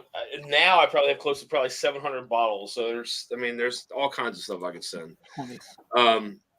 Oh, wow. So drifting says down to the wire. Okay, guys. Yep. Check your text messages. 1-0. Yeah. Exuding confidence. Holy shit. Okay. All right, guys. All right. Can't wait to see how awful you guys are. Here we go. Okay. All right. No, I'm just joking. I mean, it wasn't great. But no, regardless of the circumstances, guys, I don't know the outcome of this yet, but thank you guys for being a part of this. Thank you. I do apologize for how long this has continued on. Wasn't the plan, but rolling through till the end. So winner is going to get something very nice from me. Did you just apologize for sending them whiskey, Dan? Yes, I did. That's what happens in showbiz, man. I know it's a waiting game, unfortunately. So, Dan, way to embrace 2024. Apologize. Yeah, exactly. It's something that you shouldn't need to. He's so scared to be canceled. No, I don't care about No, I or don't. another channel called. What was the channel name, Ethan? What was it called? Oh, Bourbon Side Effects. There we go. Bourbon Side Effects. That's what's going to happen because I've had it frequently. So, all right, guys, here we go. Dan, can we do bottle guesses though? Absolutely. Let's hold off until we get into the reveal and see All how right. close we were. All right. Here we go. So, Turk, you want to take it away? Sure. So for sample A, Dan asked, what is the primary grain of this whiskey? Super Spirit Squad said rye, and God Dram It said corn. And Todd's going to punch me. And one team got points. One team got points. Classic. Chill Will Rocco, what's going on, man? Good to see you in chat. Piper John in chat. Cheers, Piper John. Good to see you. Chill Will Rocco, cheers. Good to see you as well. All right. For sample B, we asked, is this whiskey finished? all right. One team, Super Spirit Squad said no. And God Dram It said yes. And one team got points. Sucks. Suspense is All killing right. me. On sample C, Dan asked, what type of whiskey is this? Your choices were bourbon, wheat whiskey, rye, or American whiskey. Both teams said American. And both teams were wrong. So after the nosing round, the score was 6-0. Oh no. Oh no. Oh no. Anybody's game. Super close. Is this what he meant by it's close? More shit from me. Nobody made double-digit scores. So on the palette, sample A, we asked, what is the age of this whiskey? Remember, scroll up. 3 points for correct, 2 points for within 3, and 1 point within 5. I like the Super show host voice. Super Spirit Squad said 11 years. And God Dram It said 6 years. and one team got 2 points. Oh shit. Okay. That means they got it, Todd. Whoa, that's funky. Again, on the palette for sample B, we asked, what type of whiskey is this? Is it bourbon? Is it a wheat whiskey? Is it rye? Or is it a rice whiskey? Oh, you're obnoxious. All right. So Super Spirit Squad said weeded bourbon. They went the extra step. Oh. No, they answered two. They gave you two answers. That's 0 right there. Boom. Weeded whiskey or fucking bourbon. It's not weeded bourbon. You're just being very specific. Yeah, they were being very specific. You're getting 0. All right. And Godramit said rice. What's up, Jay? The extra detailed made 0 difference. Nobody got anything. Oh wow. Jeff, you are correct. It is 6-2 after the nosing round. Oh, we should have hedged. Whoops. Cheers, Jay. So is gonna on be a- sample, go ahead. Sorry. This is No, gonna be you're a 7-6 win. So on sample C, Dan asked, "What is the proof of this whiskey?" Oh my god, what did I just drink? No, you're good. Something bad, Dan. He's No. Remember, it's 5 points if you're correct, 4 points within 3, and 3 points within 5. Oh wow. So, for the proof, use guys, Super Spirit Squad said 121, and Godramit said 107. And you were all wrong. Oh, Nobody got points on that one? Nobody. in the teens. uh-oh. Sorry, Todd. Wait, did they? Proof. Hang on. Well, hold up. Jay, no pickles and olives yet. I got them in the No. fridge. Nobody got point. Nobody got That's point. why I was double checking. I double checked it the whole way through, and then Nobody. Well, my confidence level was like here, and now it's down here. My confidence I'm doing level my is job where right, it's Bill. counted, which is terrible. Woo!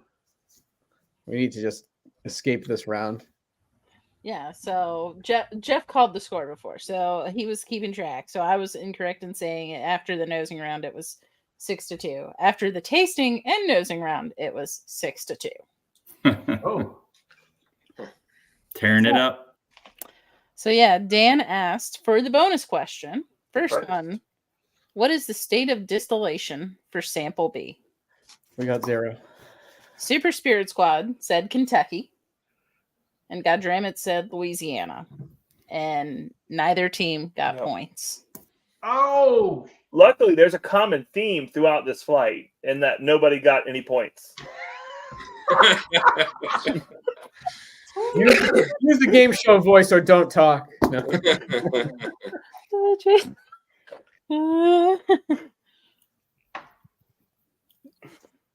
All right. Do you want to do? I think we're gonna mix these up. Do you? Dan, do you send like next week samples to us? No. So then, like, for the second bonus question, we asked, like, and you could wager, right? So I'll say the wagers first. So, like, Super Spirit Squad said, like, they would wager 3 points. And Godramit said they were way confident. They said, like, 3 points. Like, But we said 5 points. 5 points. Oh, you're right. You're right. 5 points. Sorry, I get excited. You sound a little ditzy. Cheers, Bourbon School. Super Spirit Squad said the answer was Bravo, Alpha, and Charlie. And I'm using my, like phonetic alphabet because I'm fancy. Godramit said Bravo, Charlie, Alpha. Hang on. And Yep. one team got like a lot of points. the other And we double checked this. So multiple times. multiple Like, times. So the correct answer, proof order, was Bravo, Charlie, Alpha.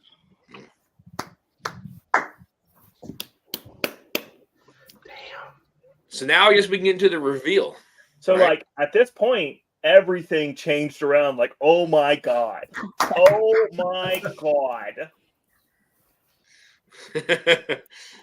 So yeah, the reveal, Dan. All right. I still don't know the totals. Do you want I me to do. say the totals? Why don't, Yeah. why I don't do. we reveal bottles first? Okay, we'll do the reveal Let first. them dangle. All right. So sample A. Woodford batch proof. No. So Ah. the sample A was the this is bare knuckle rye whiskey, distilled Oh, out that's of craft. Virginia. Bare knuckle You were rye, right, Jake. It was rye. He said that. 5 years old. Swear to God, I had this and I still gave the wrong answer to my partner. 126 proof. 126 proof. Sample B was. I guessed rye. This is the Middle West Spirits straight wheat whiskey Damn it. at That's not- 92 proof. Dan, this shit tastes just like Weller Antique 107. Really? That's crazy. Jonathan, I guessed wheat whiskey the first time too. Damn it. Yeah. Yep. It's like Sample guessing three. myself. No, you said there was a softness to it. This Yeah. was a George Remus store pick at 114.2 proof. Okay. That tasted like a GMGP. Well, that was my least favorite, so that explains it. I kind of didn't dig any of them. I dig B. It was low proof. Yeah. What was the Middle West Spirits? Which one was that, Dan? That This was is their straight wheat whiskey. 92 proof. All those Weller fanboys ought to go buy that. I even drank some of this Weller Antique one. This is a store pick, but So yeah, so everything kind of changed. So on that wheat whiskey, just to call it out, the wheat whiskey isn't bad, but the finished version in sherry, oh my God. Yes. Yeah. The sherry. So what was so who I still don't know who won. Who won? We did. So Donovan. Godramit won, all because God damn it! because of the wager. So after Shit. after the nosing and tasting round, it was 6-2. They wagered 5 points and they got 5 points. And then Super Spirit Squad wagered 3 but did not get it correct, so they lost lost 3. Man. damn, we should have wagered 0. That's tough though, man. You know. Yeah. That's It was tough. anybody's game. Yeah. What was the proof difference between A and C? So What, A 9 is points? 126 proof, Uh-huh. and C is 114. 12 points. C drank way hotter, maybe because it was young trash from George Remus. Wow. What was the proof on A, Dan? One more time. Was it 126? 126. Yeah. There's some age on that bottle though, kind of balancing it out. I mean, it's 60 months. Wow. That's not the 10-year. It tasted older, didn't it? That does not taste like the 10-year that I have in this sample bottle. Yeah. Does not. But Yep. I will, whatever I have left in this glass, I'm gonna compare them A B Yeah, tonight. 60 months. Is the 10-year What was the better? proof on the Remus? Because I think I told John I said about 115 to 120 is what I was thinking. You Yeah, did. 114.2. I thought it was 107 to 109. So Todd, That's you- what I get for letting him answer. Yeah. Hey man. So Katie, You Katie, what was the forgot final this score? So the final score was 3-7. Oh, So We got 10 total though, between all four of us. yeah, but Aim you know, low. the sad Aim part is low. if you wagered 0, we still would have lost. It would have been 6 to. Yeah. it would have been 6-7. Yeah, I wanted to throw you guys something a little different, so I threw 3 different. I threw a wheater, a rye, and a bourbon in there. I So was gonna say when you start throwing like craft stuff, it's a whole new ball game too, man. yeah, yep. Bare knuckle, where Yeah, I the think hell is we're- Sagamore, because Dan? Come on. I think I guess Manassas, guess- Virginia. Starlight on that first one. I think where Bill and I got hung up was on. I got stuff in here that nobody's tried before. Otherwise, it'll be too easy for you guys. You guys are all experiencing this. How much is that bare knuckle? I like they a lot actually. I think $60. Yeah, they've got some good single barrel bourbons too. Yeah, I mean, their stuff, they were started in 2015, so their stuff's getting older. Yeah, I've got a 7 or 8 year. Is a 10-year better? I don't think so. You're double the age. It's still dog shit. He's like, not any good. It wasn't for me, is what I'm trying to say. I had that on stream with somebody, with Shauna, this past. The 10-year bare knuckle. Yeah. That can't be their own stuff, though. No, I think it's MGP. Gotta be sourced from somewhere. Yeah, MGP. Yeah, that's because this is their own stuff. It's just not a great. It's thin for the proof and the age for sure. Yeah. That was what our takeaway was. And as far as guessing rice whiskey ever again, now that I'm saying that, he'll probably send that next round. You know, we could have a curveball. We could have hedged our bets on the state. We could have just guessed MGP or something. I will let you know as we get into the final rounds, this is going to get much harder. There will be bottles that you have never seen before, at least for me. So, yeah. Dan's going to bring out the Aquavit. Yeah. The screwball peanut butter whiskey is going to be in there next. Yep.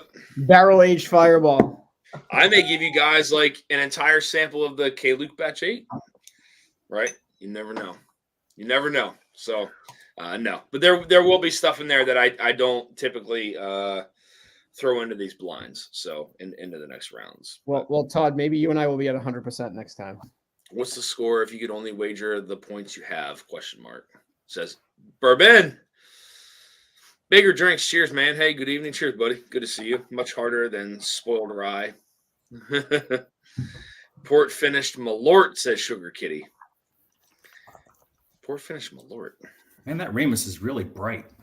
Like, it's terrible. Terrible. I thought that was an American whiskey, and I'm not. I did too. All of us did, right? Everyone signed up for American whiskey on that. That tastes like crap, and you like. Keith says the Dancing Canoe Cologne. He did the method out there now, I'm sure. I liked B. I thought it was Weller, and I liked A.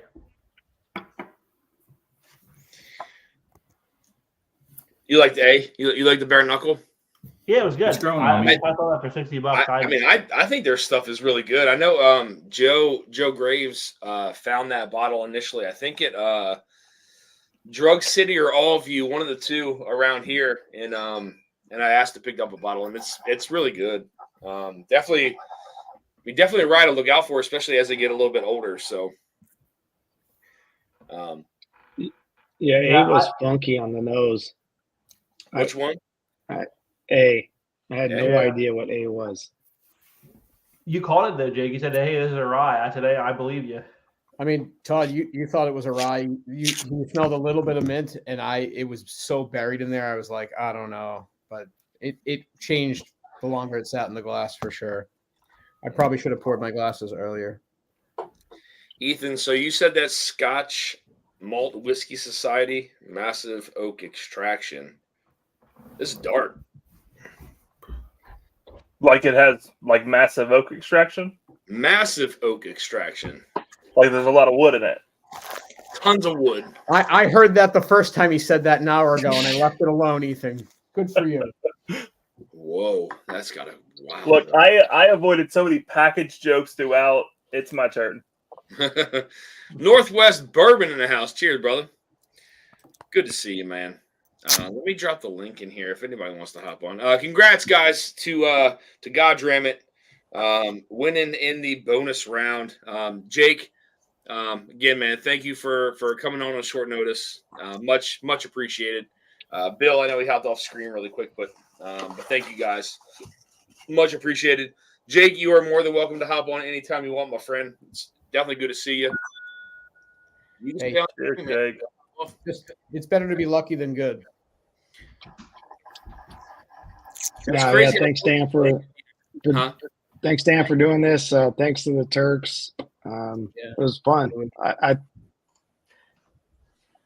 Bill and I were pretty confident going in, but Hey, That's you gotta fake it till you make it. You know. That's the matter of one bottle proof flipped. Like that's a very minor difference.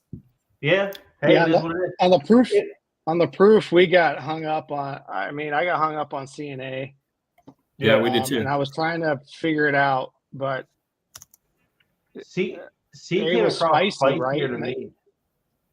Sometimes spiciness can cause proof. But I enjoyed all three of them. I mean, A on the nose right out the gate was funky as hell. So, but yeah, it was fun, man.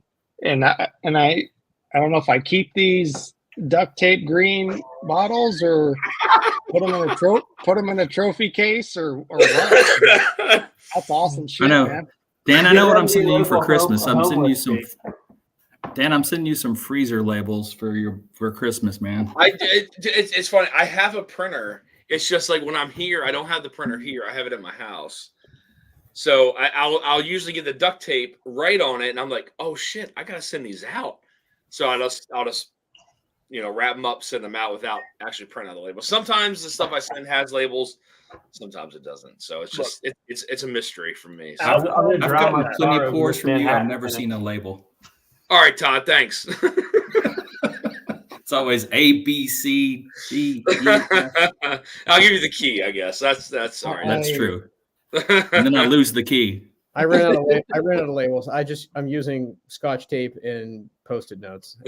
Oh man, Jonathan, that's real poverty time right there. Yeah, it is. Yeah. It You is. need those freezer labels are awesome. Yeah, if you have decent handwriting, that's a Now I'm key gonna ingredient I'm too. gonna gross you all out. I only actually drank like 1/10 of an ounce of one whiskey, so that's why I kept jumping off camera. That's all you could drink? Man, I don't want to feel this way tomorrow. Damn. Do you take something for your head or no? I've taken something to stop me from heaving. Peter B says Dan has a printer, must be hidden with the mouse. All right, Peter, I got you. Someone's paying attention. I do. I do have one of those little micro printers that print out labels. It's a special printer that prints on duct tape. It prints logos well, all right. There's been times where I've handwritten on stuff and it's just like, what did you write? Like I don't remember. Oh, I had to transpose the whatever the hell you sent me last, the old Carta batches, because like all that writing's like gone. Like as soon as Yeah. I'm saving the bottles and the duct tape though. I don't know when I'm gonna need it to repair something. Just wrap around the caps, man. Around the caps. McAllen, 14-year finish in Oloroso, PX Sherry, Nate. Wait, which one? What is he talking about? Is that what I just poured? So much self-restraint to be able to leave the massive wood alone. Oh boy. So this is a sample from the Scotch Malt Whiskey Society. I've got to drop out. I said, I'm getting over some sort of stomach bug, so I'm just praying I don't have issues later. So it's been fun. Cheers. Good to see you, Thank you, buddy. Cheers. Jonathan, I'm talking to you. Jake, nice meeting you. Bill, nice meeting you. Cheers, Always good to see you guys. Always good to see you. I love you, Todd. If you guys get in the hood, as always, give me a shout. Go hug the porcelain throne. All right. Cheers. Cheers, buddy. Nate Cox says the Massive Oak Extraction, the Single Malt Whiskey Society. That's what I poured, man. It's nice on the nose, I'll tell you that. So Dan, you can't tell me that's Massive Oak Extraction when it's light like that. No, I said it's good. It's good on the nose. I know, but it's light looking. That's not Massive Oak Extraction. That is not light. That's dark as shit. Oh, all right, never mind. It better be like it's just light. Yeah, that's dark. That's super dark. Dan, should we zoom in on Ethan and Katie and see what's on the shelf tonight? Back there, I can't. I'm trying to see what's on the shelf. Let's zoom in. Here we go. Let's see. Let's zoom Go to in. the big board. All right. Oh, we got upside down glasses. We got something. That's something dark. Up top? Yeah. The red box? Yeah. What is that? That is the Crown XR? Royal Waterloo XR. Oh, cool. Oh. And then a couple Scotch up there, which we filled at Balvenie. And then you got Irish and Scotch directly above my head. Katie, what is that bottle of Jameson with the blue label? That is, it's the Jameson IPA edition, but it is specifically one that was done in bale breaker casks from Washington. So they have their normal IPA edition, but then they did like single expressions, and one was from bale breaker. Okay. Yeah, I hadn't seen that before. Cool. Where's the Crown Royal Blackberry at, Katie? Holy shit. We don't have a bottle of that, not yet anyways. I think that's the only bottle of Crown that we own. Dan, you gonna send somebody a Scotch blind too? Huh? Gonna do a Scotch blind soon? You'll get two samples. 2 samples. That's all I got, man.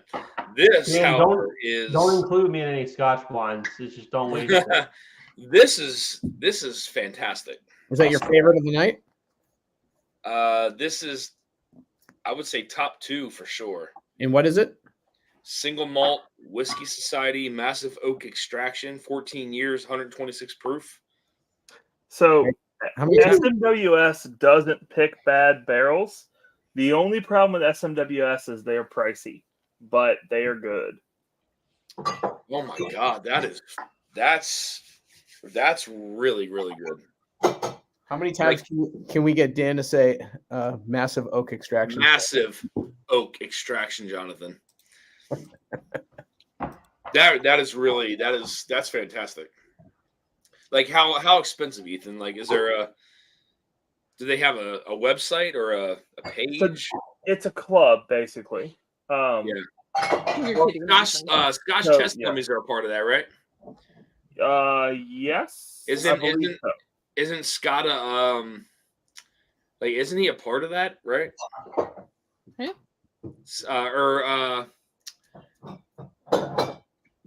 From Scotch test dummies.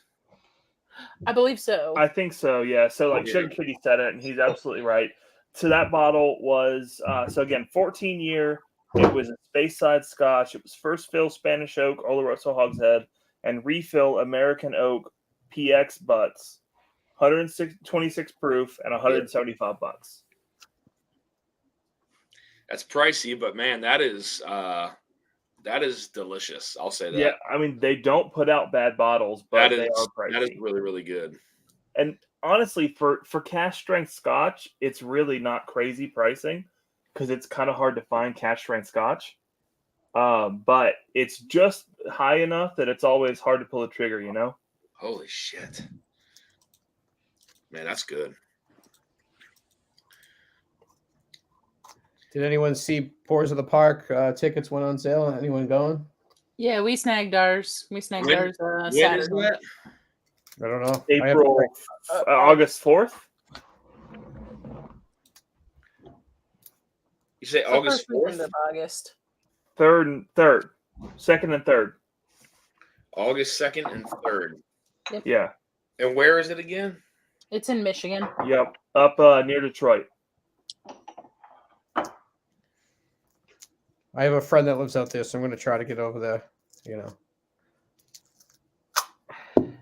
How much are tickets this year? $235 for the VIP. Okay. And the VIP is worth it. So the VIP is it's the event on Saturday, and I think it's the same for everybody for that side. But the VIP also includes the VIP event on Friday, and it's at the Godfather. Yeah, it's at a cigar lounge. Oh, VIPs are sold out. Oh, VIPs are sold out. Okay, well, fair enough. So I think the regular ticket's like $150, $135 or $150. I don't have it in front of me. Those on sale like a couple of days ago. Yeah, they did. I mean, there was only I think 175 VIP, 150 VIP. So Blake said it's bourbon in the barn this year. Yep. Yeah. So they got a different venue. It's supposed to be awesome.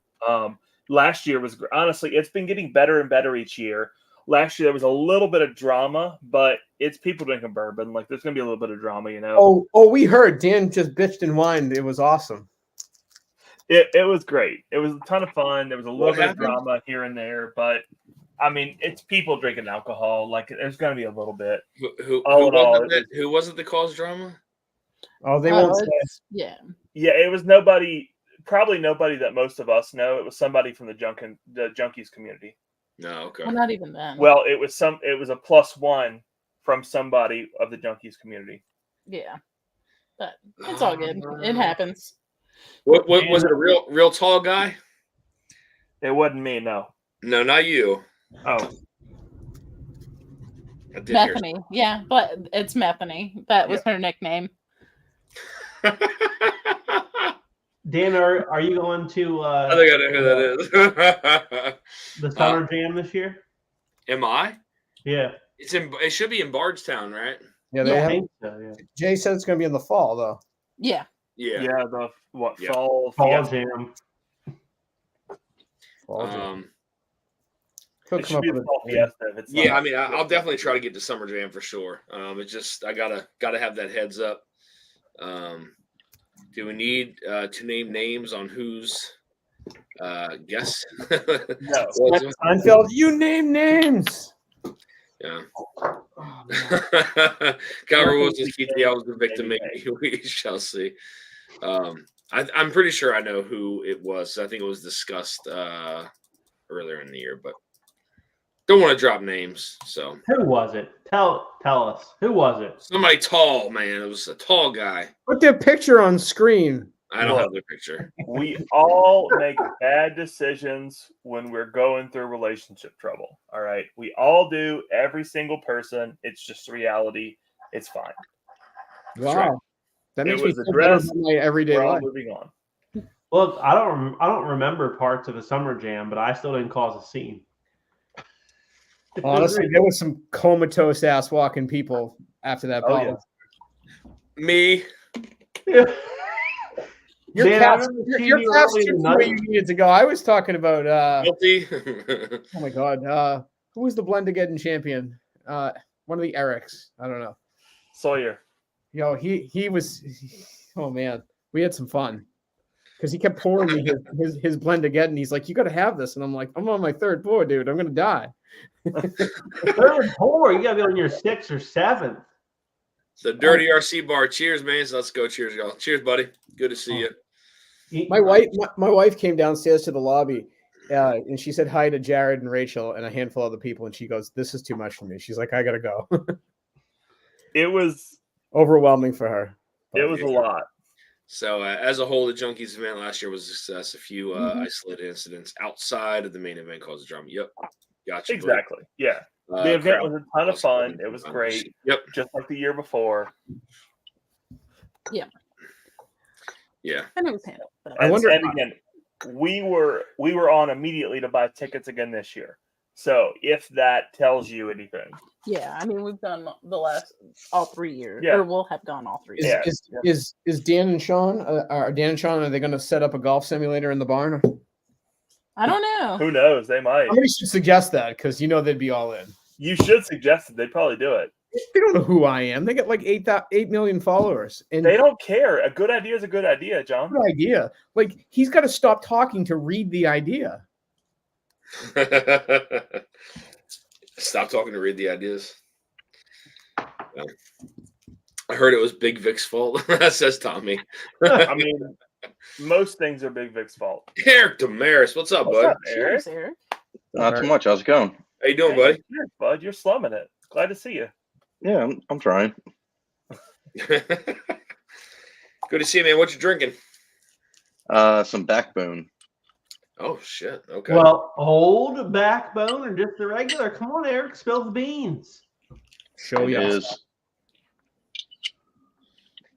It's Backboner Jams 03. I hear there's a lot of wood in that one. Yeah.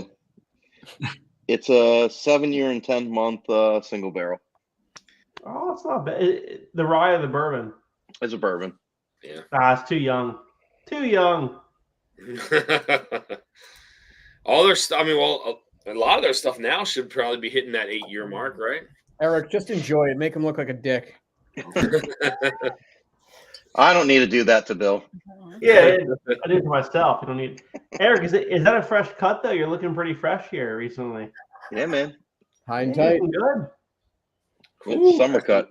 That's another multi one. Oh my god. I'm getting Dan, what are mine you doing tomorrow. drinking That's summer Scotch, cut. man? Dan, the color on that looks super light. Want to hold that up? Yes, it's very light. That ginger ale? Close. That's some tea. That's some Earl Grey tea. This is the Tobermory 8-year Island region. Sounds like you hate it. I haven't even tried it. I have no idea. It's malty. Eric, did you get this bottle? No, I had one of those that I sent out for the Advent calendar. So it was the older one. I didn't get the new one. Well, look, I got this like a week ago. Look how much is missing. You need to get yourself one of these. Is that the Manhattan? They're that good? Yeah, it doesn't. It tastes like one of their better finished. It's got a ton of cherry on it, more than the vermouth. The vermouth comes at the end, but it's definitely worth a pickup. Is that going to be wide release or distillery only? I didn't. No, that should be wider. That's not distillery only. Smoke and Firewater. Cheers, man. Good to see you. We saw a handful of those in Massachusetts, but not very many. So, Copper Wolf said, what do you say? Bourbon in the barn with a chicken run at Katy Turk. Y'all know. Oh, we know. Yeah. So That's Louisiana. It's 2 days there. Is that right? The 2nd and the 3rd, right? Yeah, I think we're going to get in on Thursday. Yeah, so the VIP is the Friday night, but what typically happens is people, whoever's got the VIP tickets, will go to the VIP event, and then everybody will go back to the hotel and hang out more on Friday night. Except it's still midnight this year. Oh, is it? Well, I suspect people will still hang out more. Yeah. And then everybody will crash for however many hours they get, and then do the bourbon on the barn on Saturday, which is a big event. So you're saying people will have a late night bottle share on Friday? What's up, Mash? Eventually. And on Saturday. And What's up, probably Thursday. Hello, bud. What's up, beautiful people? How are you, man? Hey, how you doing, bud? He's specifically talking to Eric, so Keeping busy. So, Jason, how Tim, far from your basement setup is the bourbon room where you do most of your filming? I've always wondered. It's literally right over in that dark space right there. Okay. I figured it was close, but everyone wants to know, and you asked the question, Bill. I'm like a reporter, Yeah. Jason's got an awesome. That's an awesome downstairs, man. You got what is that NBA Jam? Oh yes. I got NBA Jam, Street Fighter, and bourbon. That's all you need. NBA Jam Tournament Edition. Yeah, it's the tournament edition, and the Street Fighter is the champion edition, but it has all the 3 different ones on one machine. Oh, yeah. Pretty fun. So how good are you with Dan Marley just shooting threes? Yeah, my team in there is I love playing with the Suns usually, freaking raining threes with actually if you play as Detroit, Detroit's unstoppable because there's a little rumor that the guy that developed the game hated the Chicago Bulls and Michael Jordan so much that he made the Detroit Pistons like unbeatable in that game. So that's what I love about Jay. He nerds out about whatever he loves. That's outstanding. Oh man, you ready for a new baseball season? Nope. Is Severino the opening day starter? What's that? I said, is Severino the opening day starter for the Mets, or is it Quintana? I don't know. I don't care. I don't care yet. I'll see how they do. I need a team to root for because the Red Sox are. I probably will watch 0 games. Don't choose the Mets, John. I mean, I'll choose the Mets over the Yankees every day of my life. I choose the freaking hotel is cracking Pistons down on over drinking. the Mets. Don't do Bottle that. share won't be as long. Yeah, listen, Southern gentlemen. Nobody asked you. What was that? What was that accent? Oh, today we're drinking what the proof of the don't. Like, what were you talking about? That is what's called a whiskey accent. Thank you. Oh, okay. My friend is not dead yet, by the way. It will be dead. Oh. They're killing Rebecca. Roscoe P. Coltrane says he probably hated Larry Bird. Also, the Celtics were hard on the Pistons. Yeah. Yeah. Blake Benson, no stream is complete without a Mass and Drum visit. Unfortunately, we won't get a Derek D patent tonight. Oh, that's the best. Oh man. Jason, do you have the dates nailed down for summer/fall jam this year? Stop asking everyone's questions. No, I'm just kidding.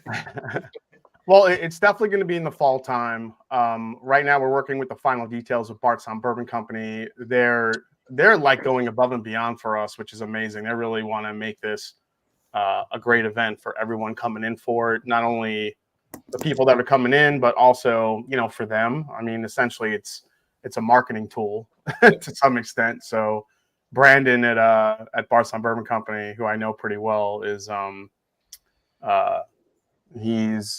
he's trying to get all of our asks complete for us, which includes, you know, the music, you know, some of the dusty pours at the bar, the food component, the cannoli filler. I'm serious, man. There's gonna be freaking fresh cannolis there. I'm telling you. Get out. Are you serious? Yeah, don't sleep on the cannoli. Oh. I don't know if we're allowed to have a live cigar roller, but there will be some Bardstown, possibly a Bardstown Bourbon Company collab cigar that may launch. But the biggest thing we're working on right now is trying to get a cask strength single barrel rye for any attendee that comes that pays a full price ticket. So if we can do a single barrel version of that, you'll be able to buy more in the gift shop, you know, as well. But any attendee will get that in their gift bag. You know, we'll have shirts and stickers and all sorts of fun stuff. So it's just, but it will be either like end of September, like beginning mid-October. It's a nice fall time in that area. So that's what we're looking at. I got to tell you, Jason, the weak point of the Sagamore last year, the bags. Okay, I scootered on those little Lime scooters to and from the event to the hotel, and that bag handle just broke. And my Sagamore went flying across the highway. Okay, did not break. I retrieved it from the middle of the cars, in and out of the cars. Okay, and what are you doing on a Lime scooter on a highway? Yeah. Well, in Baltimore, man. I'm just saying, Bill. That doesn't sound like the bag's fault. That might be just poor decisions. It did not hold up to the vibrations of the Lime scooters. All I'm saying is, you make sure that the packaging this year is a little bit stiffer. All right. Well, I'm going to make sure there's no Lime scooters within 30 feet of you. So hey, maybe you should get him a helmet with some bubble wrap.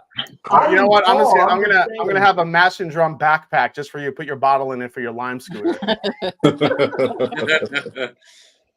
I would plan to drive down and spend 4 or 5 days. I'd like to try to find a good place to do some golf down there while I'm down there.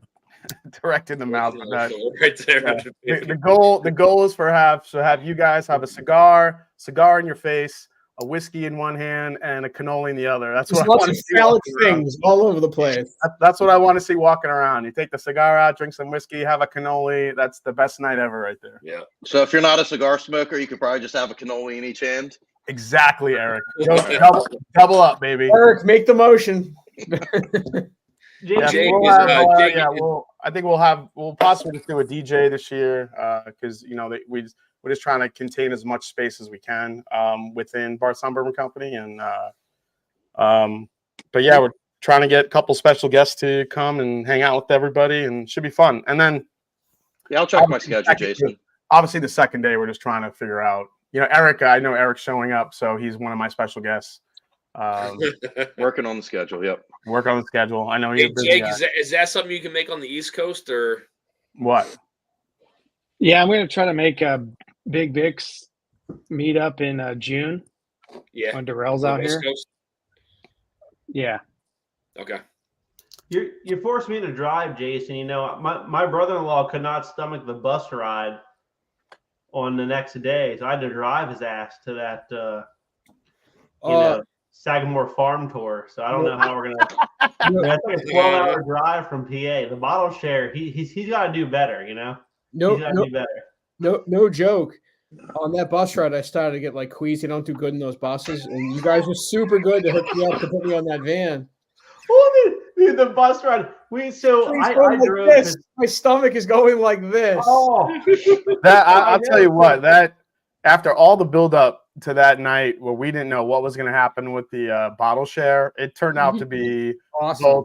both overwhelming and awesome. The bottle share Right. was phenomenal, Jason. It really was.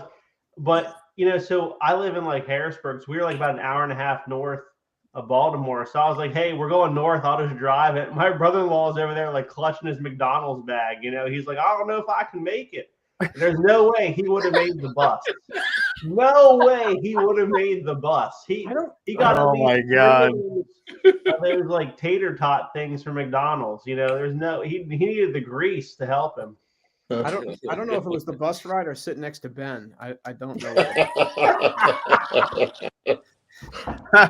Love you, Ben. Well, at least it'll be it won't be so flipping hot in October. It'll be nice out. It'll be bourbon fall like it's supposed to be. So Yeah. I'm trying to plan a vacation around this, so I can't wait to hear the dates. So Yep. yeah. Jason, did you know that Sagamore is ripping off your Vino de Naranjo pick as a distillery exclusive? They are. Listen, technically, they let us have that before they released theirs, so it is theirs technically. But. Yeah, but they cut it to 101 proof. oh. What? Oh, really? I didn't know that. Okay. Wow. New owners, new decisions. Yeah. Yeah, maybe. Maybe that's where you go wrong. Just saying. Maybe it's better at 101 proof. Do we know? No, it's not. I doubt it. That's like them cutting out the 123 proof over the 16? 117, yeah. 17? No, 112. I got it right here. Yeah, 112. Yeah. Here But it I is. bet if you just blend it with some Di Serono, some amaretto, it's delicious. Yeah, when are we going to get see that amaretto finish that Jay was calling out? I don't know. The shit better have is amaretto. Is Di Serono even like aged in barrels or no? No. I think it's just I wouldn't sweet think bull so. crap. I don't think it's Why would actually they do that? quality. That's just extra cost. No. Like it could be hot in October. Who knows anymore, right? Or it could be snow. It could be snow. Could be snow. Let's have a cannoli and a snowball fight. Let's do it. Out of Jason, that VDN was phenomenal. My brother-in-law drank through his bottle. He's like, I gotta get this distillery exclusive. I gotta stock up. No, that pick probably ruined it for you. Jay, do you remember the Dwight Jim snowball fight? Oh yeah, exactly. Oh, that episode the other day. Oh man. Oh, that was great. I remember that. Oh, bloodbath. What's he saying? I bet just the experience tied to so many levels. I don't know what they're talking about. Oh, the EC bottle your own. Jarrell dropped the EC bottle your own. The handles broke on the bag. Before going on the bag. On one of the scooters? No. Just walking back to the car. Oh shit! Up to the elevator. Yeah, elevator. Yeah. Because we got on the elevator and I was like, man. Smells like good whiskey.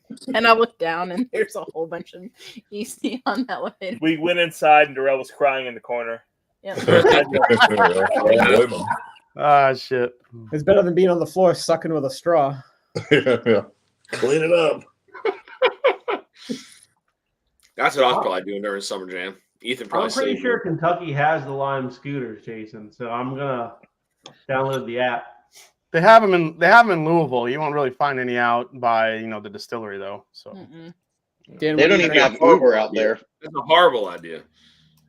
Dan, what's in your glass? I was just saying they don't even have Uber. You have to get a taxi when you're out in Bardstown. So yeah, man. Shit. I mean, you're not getting a Lime scooter. Well, we're gonna have shuttles for you guys, so don't worry about it. We'll have shuttles again, but hopefully the trip will be a lot shorter. Dan, you try balancing 2 6-packs of Sagamore, rye cans for the wife, plus a bottle of the VDN on a scooter while you're going about 15 miles an hour down the highway. That's bad news, that's a skill. Through Baltimore, you're dodging gunshots. You are dodging. I'm telling you. Y'all those scooters don't do 50. 15. 15. 14.9 is legally as fast as they can go, but I was pushing 15 on that going downhill. Where are the shuttles going to and from? Obviously from the distillery. Where are they going to? Bourbonville. What? The shuttles, Jay. Where are they going to? Whatever hotel we choose. I watched the guy get splattered on. And the second day, the shuttles, we will figure out like what. Jake, you got some samples coming your way, buddy. As far as the shuttle for the second day, we have to figure out. Bardstown's trying to work out something, like I said, with either a Cooperage or possibly Vendome. But then at the same time, we need to figure out like how to keep everyone occupied most of the day. Maybe doing another tasting somewhere. We're gonna maybe work with Foregate. We're gonna work something out. So I'm just trying to get the main day solidified with Bardstown. So Yep, this thing is smoky as fuck, man. By the way, we're still keeping it to only about 125 to 150 people. We don't want to make it too crazy. So That's perfect. by the way, in Germany, if you get arrested on a scooter, it's scootering while intoxicated. It's a different charge than DWI. Wait, Bourbon Bill, will you wear a GoPro camera for us? Absolutely. Now, listen, in Germany, I did not get caught, but several people of our crew were arrested on scooters. The Lime scooters. They got caught and arrested by the German police. They had to walk 5 miles back to the hotel. Oh my god! 2 in the morning, and they got charged 150 euros, which is like 200 US. To get out of prison. For what? What, public intoxication? Well, we went to the Hofbrauhaus in what's the city? It's I forget the city, but we were in Germany. Munich, right? Munich, yes, we were in Munich, and we were in the city, and we went to the Hofbrauhaus, and we were like, 6 pints deep, whatever. I had the bright idea that we should Lime scooter back to the hotel. Several of us made it, but the 2 stragglers in the back got pulled over by the German police and arrested for SWI, scootering while intoxicated. They had their passports seized. And those bastards had to pay 150 euros to get out of prison. Don't think for 1 second that law is not coming to the States, okay? They're gonna do something dumb eventually. So You just be careful on them scooters. Germany is not a place to mess around, let me tell you. No, it's not. Like, Germans love their ruls. Do not break the rules in Germany. Yeah, well, I've been. Yep. 100%. Yeah, if you want to break rules, go to Italy. Hey, look, I got 2 speeding tickets in Italy a year later. From the camera.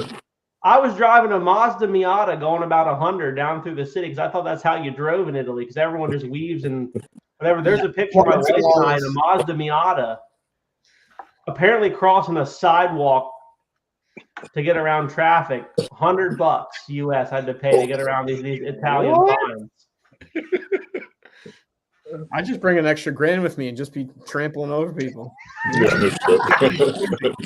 Driving on the sidewalk. That's easy. Listen, before I admit any more guilt, I'm gonna go. Good night, guys. All right, buddy. Later, buddy. All right, Jonathan. Yes.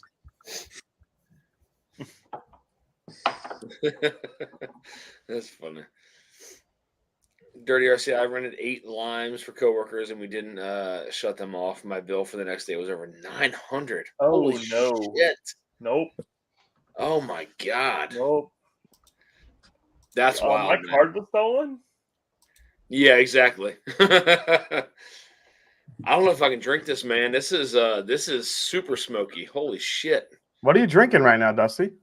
I don't know. It's been a Scotch night. You drinking a beer? A what? Letic? Oh, Lecheg?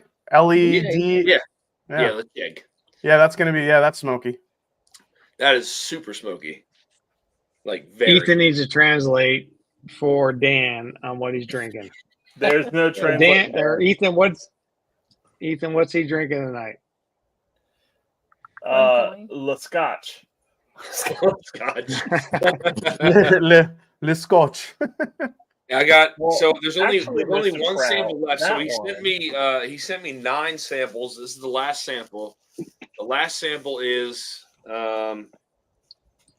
Tobermory 8-year. That's the last sample. So this is Tobermory. I don't think it's peated. Well, whatever this is super smoky. Yeah, your palate's done right now. Forget it. Don't even. Yeah. I haven't tried it yet. I haven't took a sip of it. I smelled it, but you can smell it. You can smell the smoke on it. Found homeless. We are riding them. You can get arrested operating what? Under the influence, skateboards, scooters, lawnmowers, lawnmowers. It's Even lawnmowers, but in Germany, it's a separate charge. Scootering while intoxicated, SWI. That cannot be a real thing. It's real, dude. So we were in a training program for my old company I worked at, and the next day, the people who got arrested had just rolled in at like 5 a.m. Class started at like 6:30. And the professor's like, why are you guys looking so, tired? These guys just got out of prison. And they got SWI. That was a charge. Scootering while intoxicated in Munich. Are you serious, though? Yeah. Now, funny enough, they confiscated their driver's licenses so they couldn't drive in Germany. But it doesn't follow you to the U.S. So they just ordered a new one online, like they lost their license, And when they arrived back home, they had a good license ready to go. No, nothing on it, What? Yep. But how do you know if you're drunk riding a scooter? Like, are you that fucked up? Well, It's the old scooter attack. I mean, Eric and I saw a guy on a scooter that had a cowboy hat on and bracing for impact on like a couple potholes. But look, that was the best in Tennessee. Don't judge him. Dan, I'm just saying, I lost a 12-pack of Sagamore Rye plus a bottle of the VDN across the highway there in Baltimore near the distillery. Yeah, I get. Yeah, I mean. So, interesting fact: you can't get a DUI on a horse. There we go. Wild West, baby. They got it right, man. Can't get it. Yeah. Hey, you know what? You can't because the horse is essentially self-driving. Is that real? Dead serious. You can't get arrested for being on a horse in Arizona, but I don't know about the self-driving thing. Now you might be able to get like public intoxication, but it wouldn't go against the law. Yeah. Jake, how is that Ben Holiday 7-year bib? Is that the bib? The blend. Okay. Is that the bib, Jake? Yeah, this is the bib. This is my, I don't know, third bottle. Third bottle in what, 2 weeks? Yeah, it's been a couple weeks, but I'm telling you, this Ben Holiday is absolutely fantastic stuff. $55.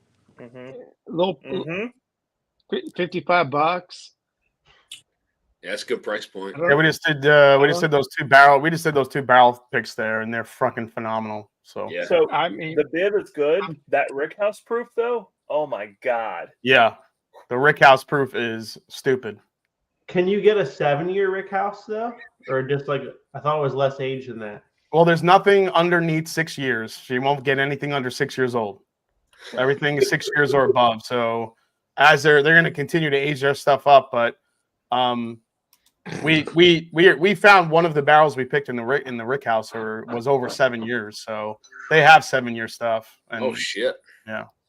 Jake, send me one of those. I'll Venmo you. I haven't had anything Ben Holiday yet. Does not absolutely yeah. This Ben Holiday stuff is just absolutely fantastic. It's again 7 years, 100 proof, $55. Tim Corney Great says stuff. I was there at Ben Holiday on Saturday and missed the 1856. Did try it. Damn good. The finish is incredible. How's the Ancient Cave series from them? I hear that's the. Yeah, we tried a few of them. They have ones that they had already released, some that they haven't released yet. It's really an experimental series for them, and they're aging it in that old cave that used to be it was literally the meat locker, back in like the 1800s. That's where they would hang all the meat in there because it was cold. So obviously they kind of make they built some very small little ricks in there, and they threw it. They're throwing some barrels in there for that series. So they have everything in there. They have a couple finishes. They have a double oak. They have, just stuff that they're messing with. So is it like Maker's Mark cash strength though, or where they're like, cutting back the aging on that by putting so they bring it into that cave. Yeah, they bring it into that cave, they said, because they don't want it to get too overly oaked. They just want to see what a gentle introduction of the finish will do to their whiskey. And no such thing as over oaked, Well, I mean, when you're trying not to overdo or overkill the actual backbone of your whiskey, it's probably the best thing. Yeah. Roger, did you move? Look at this backdrop; it's all empty, Roger. It is, man. Roger moved, man. I'm working on it. Gosh, put some bottles on Vic. there. Well, the racks got to get tied to the walls next. Damn, Jake, I didn't know it was still daylight by you right now, man. Yeah, look at Big Vic. He's like, what is it, like 4 o'clock out there? Jake, how far are you away from Vic? 45 minutes. Oh shit, that's not bad. No, Vic's in the OC district. That's probably what, 3 miles with the traffic. Yeah, pretty much. But Vic lives up in the echelon of SoCal. Oh So, shit! Okay. I'm down here in the. All right. Now we know I'm down here in the Inland Empire. Yeah, Vic's been. I know where Vic lives. I mean, I have an idea of where Vic lives, but he's in the OC, baby. Oh, he's bougie. Shit, Vic. Vic, I don't see many like California people putting freedom flags up. Yeah. When I think of California, I think of like communism. That's just what where we're at. Listen, there's in my backyard. Nobody sees this shit but me and you guys. It's not reversed. No, there's no reverse side to it. Yeah, Vic has a Confederate flag's tramp stamp. Damn, Fonzie. I LAX, it was like an episode of Gangland as I was what is this? Blake says Vic lives in the OC housewife district. Oh shit! Whatever this last pour is it's smoke like dominant. I don't even know if I can drink it, man. What, the Tobermory? The Leche. Or you're still drinking the Lecheg? I don't know. I finished everything. This is the last one. Dan, I think it's time to switch to pickles. Pickles. I got them, man. Let me go get them. I got some olives too. They're pitted though. Oh, don't eat the pitted olives. Don't eat the pitted olives. I didn't think he was gonna actually go up and go get them. Jason, you should know better by now. I didn't think he was gonna be like, "Oh, good idea. Here we go." Hey, Jason, you realize for him to show up at your meetup, you're gonna have to have pickles and cannolis. No pickles, just cannolis. Pickles don't belong anywhere near the cannoli. Look at this shit. He got the 2 jaws out. Oh God! Oh my God! Jars. Come on, that's the Vlasic. That shit's like Aldi. That's pickles though. I got olives, but they're all pitted, man. I bought them and they're pitted. I almost broke my tooth. Dusty, you realize you need to come out with your own T-shirt that just says "bourbon and pickles." That's it. Dude, I'm down. I'm down, man. I can't make the T-shirt for it. I'm not good at that shit. But... Thanks. What, Katie? Ethan said bourbon side effects. That's right. Pickle. That's a great channel name, man. Bourbon side effects. Yeah, come taste my dusty pickle. Done. That's right. It'll fit in your jar, no worries. Yeah, I'm making that shirt. Don't worry about it. Do it. I'll buy it. Did you ever get one of these? Okay, the way. That shit is so good. Dip the pickle in your lecheg. See how that smoky. Oh, Jesus. No. Don't do that. So I will say, back to like Sarah, some what's hours, going on, Sarah? there was a bar in Seattle that would do a dirty forever. martini. A But they dirty would martini. rinse, Okay. but they would rinse the glass with Lagavulin 16, Yeah. and it was very interesting. Oh, okay. So a little bit of a So- smoky martini. Smoky martini. They've been. I've seen a couple places. Jack Rose has done that actually down in DC. So what they'll do is they'll get a smoky Scotch, and they'll like rim the glass with it, but then they'll put an old fashioned in there rather than use a smoke. And you'll get that smokiness from that Scotch rather than actually smoking the old fashioned. So they do that down there at Jack Rose. So this is. I mean, I've seen like the Ardbeg martini or the Isla martini. I've seen those, but I think what Katie mentioned is kind of coating the glass first. You know, probably would be is all you need. Dan, I got a 7-year Peerless Double Oak Rye pick from Jack Rose. Sample. You got one? That sounds good. This I don't know if I can do Pete, guys. This is too much for me. Like I don't. Pete's like burning plastic and Band-Aids. I don't know why you want that. This is So that's the problem. That's Not- wild, man. Not I don't all know if I can Pete do is that way. right. Try Port Charlotte 10 before you Look, Shelton. vanish all Adam. Pete. What up? Ethan, Yeah. this might be too much for them. Like this is. Yeah, I haven't had that one, but No, I yeah, will look- say Yeah. Port Charlotte 10 is just like a campfire. It's not ashy or anything like that. It's just some smoke. But after a pickle, though. Have you had it after a pickle? Yeah. Lecheg and Lefroy. Those will give you some pretty ashy cigarette butt type smoke. Our Ardbeg can get pretty heavy, but a little bit more on a meaty side. Lagavulin is kind of like a sweeter smoke, but yeah, the Port Charlotte's probably the sweetest smoke that you'll find for sure. Yeah, that's good. Oh shit, Yeah. man, that is smoky. Yeah. God Dude, damn. so, Dan, this is the 7-year Peerless Double Oak Rye Jack Rose pick right here. There you go. It's so good. I mean, holy shit. Yeah. Jack Rose is so I don't know if you guys know this, but during COVID, one of the things the owner did was so he had a stock of older bottles, like older whiskeys, Willet Purple Tops. So he wound up selling samples, bottles of that older stuff to keep his employees paid during COVID. That's cool.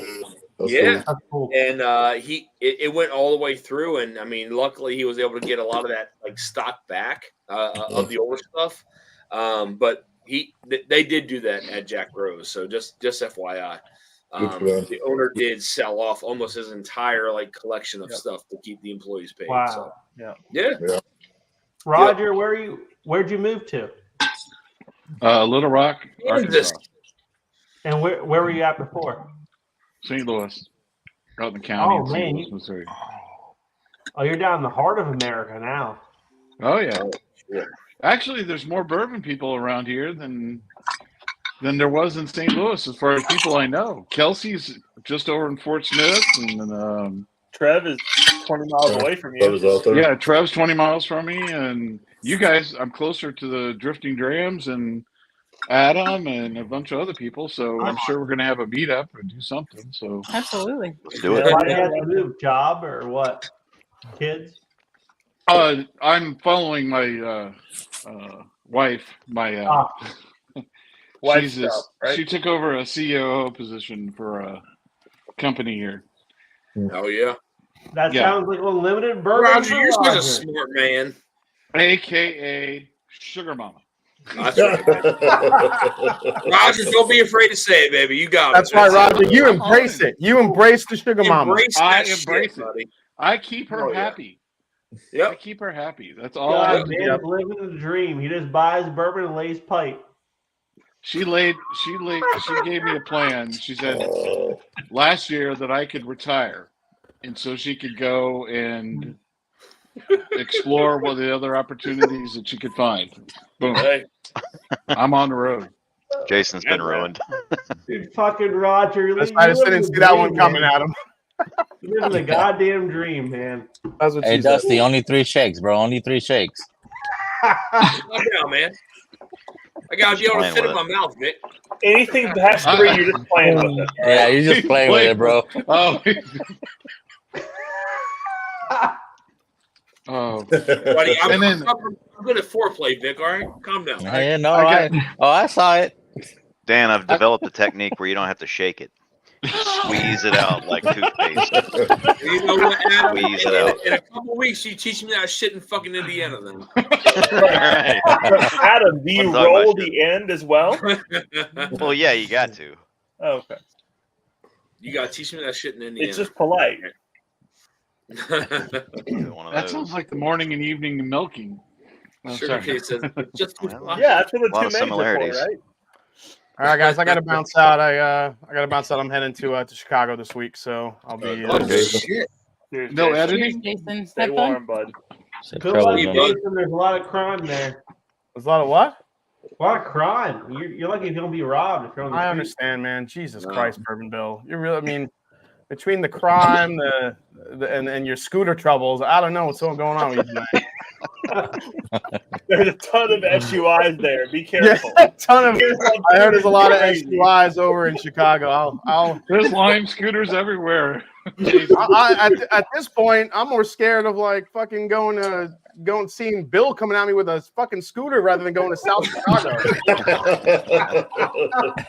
If I see Bill on a scooter with a bag, I'm running. So I'll donate $100. I'll donate $100 to St. Jude's if you take a picture of you on a Lime scooter this week. Oh, yeah. You know what? I'll do that shit. Good guys. Hey, buddy. Nah, Jason. Okay, I got to say something. Earlier, Jay Sells was talking about Bill needing a helmet. I'm pretty sure that Jay Sells needs a fucking helmet. The guy, concussion, falls on bottles that are there for a sample. I mean, come on, man. Yeah. Damn, You know he's in bed right now watching this, laughing his head off. Yep. Copper Wolf. He's sleeping like a baby because his wife takes care of him too. Oh yeah. Chicago has Ludwig and Tim Evans. Mm-hmm. Oh, Tim Evans. All right, I'm not gonna drop names, but Jason will be Anyway. lucky if he makes it out of there alive. Chicago's got gangs upon gangs upon gangs. That's what they say.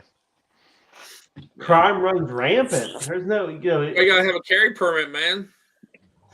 not in Chicago. I got one in PA, Arizona, and Utah. It's not but reciprocal. Chicago, You were in fear for your life, sir. You were in fear for your life. That's all you you have to remember. live in Chicago to get a carry permit for Chicago, and it's not even easy then. Yeah, shit. You can come around here, man. There's ambulances all the time around here. You know, Dude, Memphis Although is pretty rough. I don't carry all the time around here. But when I do, I will put a hole in it. Just Dan, sadly, like I got permits to cover like most of the country, but not Baltimore. They'd rather I be killed in that state than anything else. Are you air marshal? No, heck no. No, okay. Dan, Yeah. you don't carry all the time, but when you do carry, you carry pickles. Damn right. Packing pickles. Packing pickles. I carry those 6-inch pickles, man. Hell yeah. He throws a jar of Vlasic right at the skull. Yeah. And I got these olives that are pitted, unfortunately. But Uh-oh. you know. Break a tooth. Yeah. Oh, natural. Yeah. I got 4 different kinds of olives sitting upstairs, and 3 different kinds of pickles for the tasting next week. That's right. That's I'm how you ready. do it, Roger. So last time I saw you on a live, that background was not like that. So you added on to it, added more shelving. Well, when I moved in, I moved the. I'm getting the racks in here, and I've got to get them all mounted to the wall, so they get secured together. And I've got to get the bar that I'm sitting all this stuff on, get it secured together. And then I have a whole new wall storage unit for bourbon and stuff, for the wine and bourbon room. So I'll have multiple back rooms. Roger, did you get your own room though? That's what I want to know. I have hear 3. ambulances all the time. Three? I have 3. Just chill, My wife pitched a fit when we moved, and like I got like 70 bottles of bourbon. That's it, right?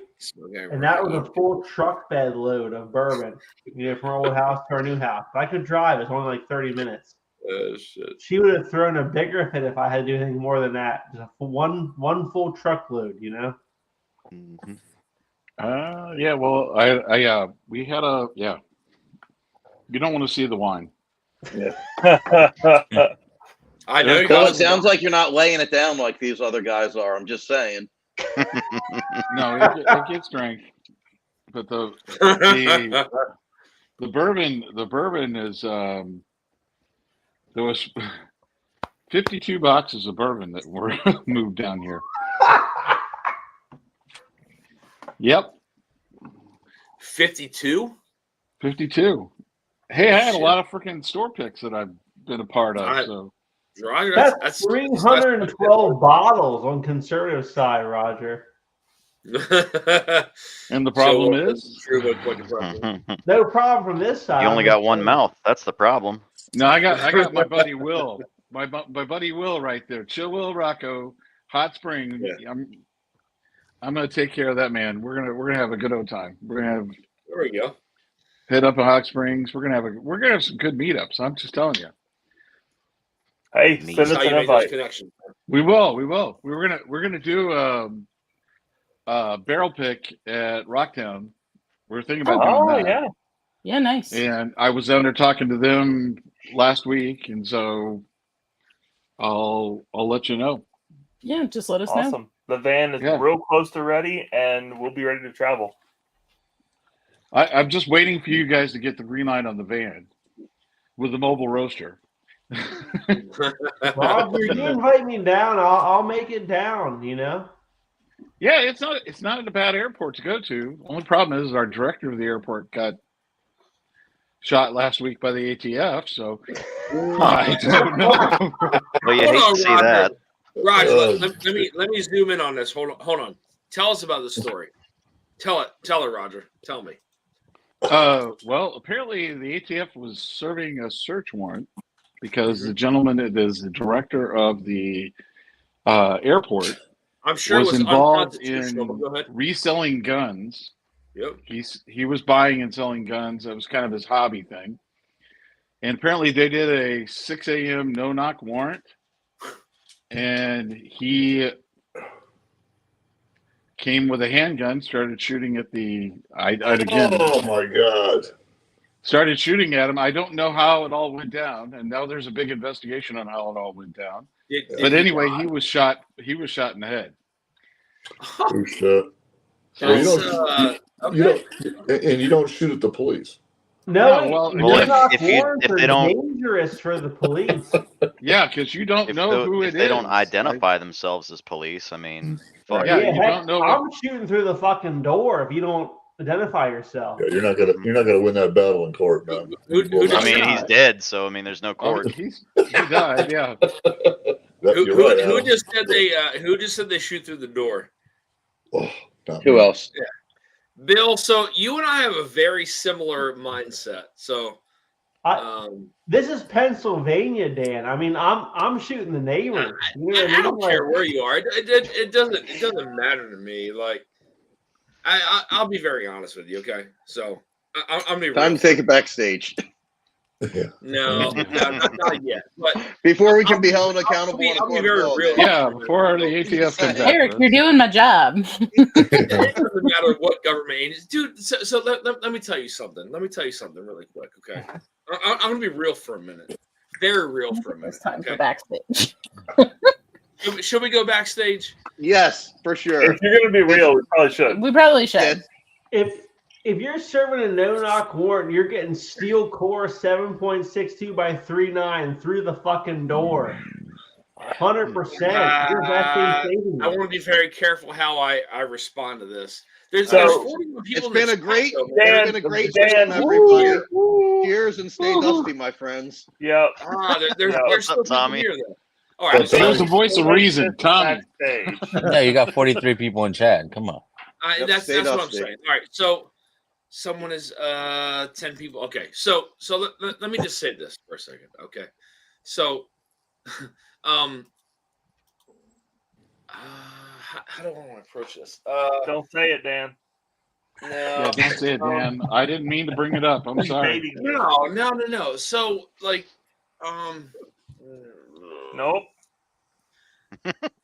So So say it exactly how you want to, but offline. no, Grab another pickle. Yeah. That's a good idea. Online, don't say it. So no, Travis should not help. Yeah, don't say it now. I gotta wait till we're off stage to say this kind of stuff. So Yeah. I don't want to say it on stream, on live. But That's the truth, Ryan. yeah, I mean, don't do it.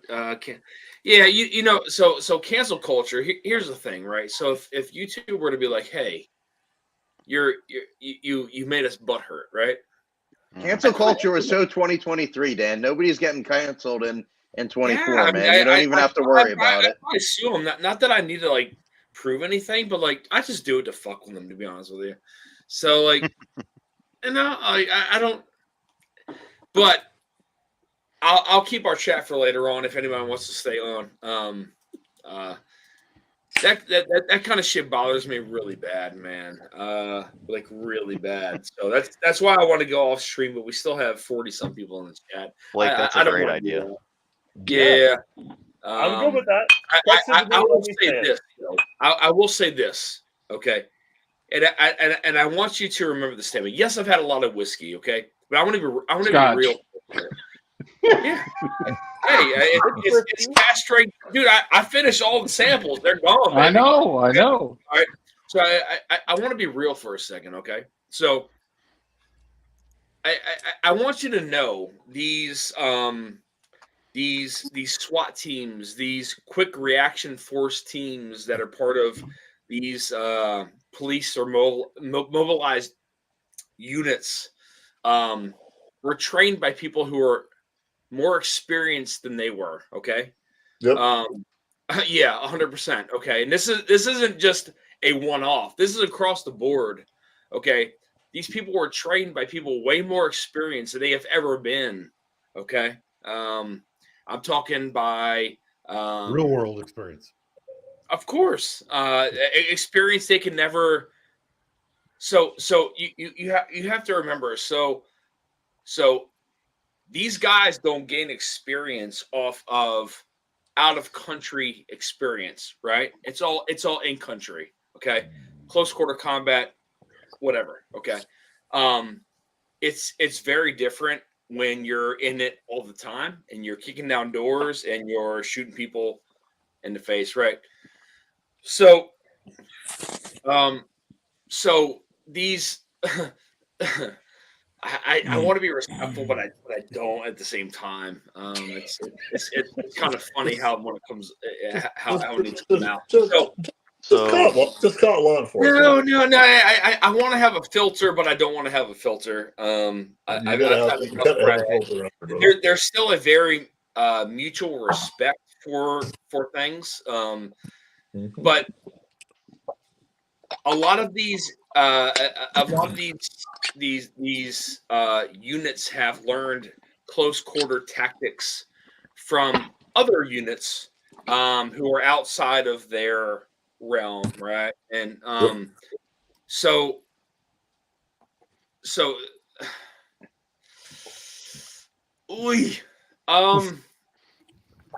Just stop it, Dan. Yeah.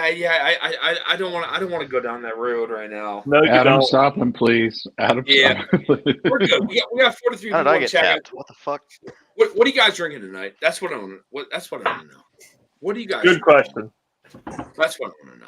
I'm trying to finish this. I'm not going to go down that road. I'm not. I'm just not. I'm not prepared for it right now. I'll do it off stream, but Oh, Vic. Got the big greenie going on. He's drinking coffee. He's smoking. Yeah. He's just getting started. we got some Sagamore. We got some Ben Holiday from Sagamore from Bill. Ben Holiday. We got some Heaven Hill from Z-Man. We got some. Is that Middle West? Roger? What is that? Oh, this is Ben Holiday one barrel. Oh, shit, It's a man. single barrel. All right. I do apologize, guys. I don't want to. I don't want to offend anybody. So I don't want to. I don't want to say something I don't mean. But I'll save that kind of shit for after chat. But anyway, Who all got the we- Ben Holiday blend today? Oh, really? just picked up some Rebecca Creek Spanish Oak. Says Ben Dramming. Oh shit, that shit is Nice. fun. Yep. Oh, I Yeah. love that Hit it, bottle.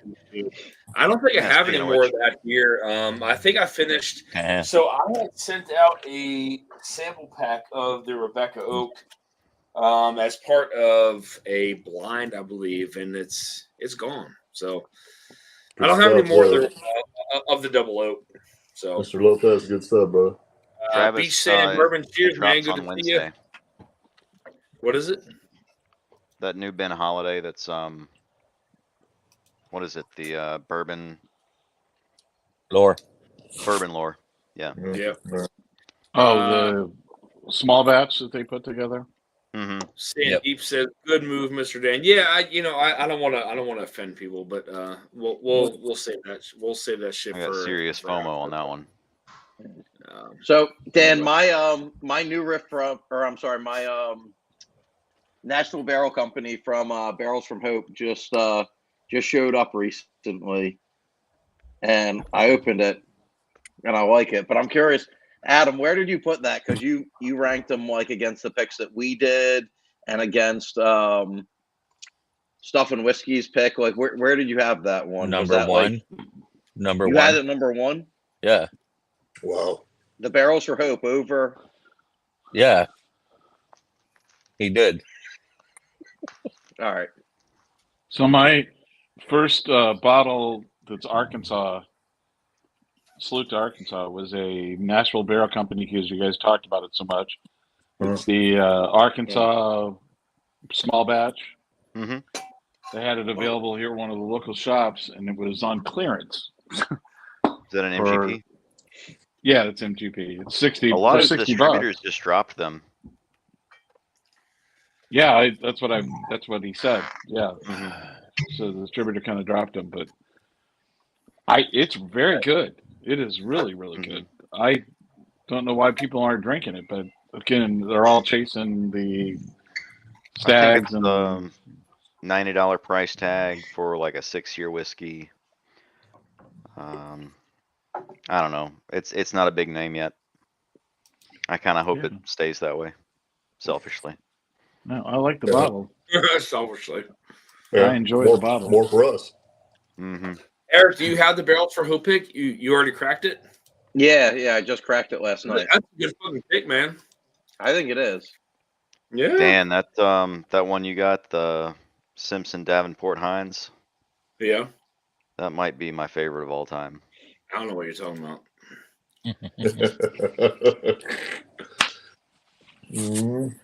That is all right, guys. I'm gonna. Hey Dan, I'm gonna jump off. Thanks, Bill. Great partner, man. Cheers, brother. Cheers, Jake. Hey, good to see you, man. All I right. hope you have on next time, We'll buddy. see ya. All right, Thank you, thank Jake. Cheers, brother. See ya. Cheers, It's bud. not our fault Dan gave us crappy Remus single barrels.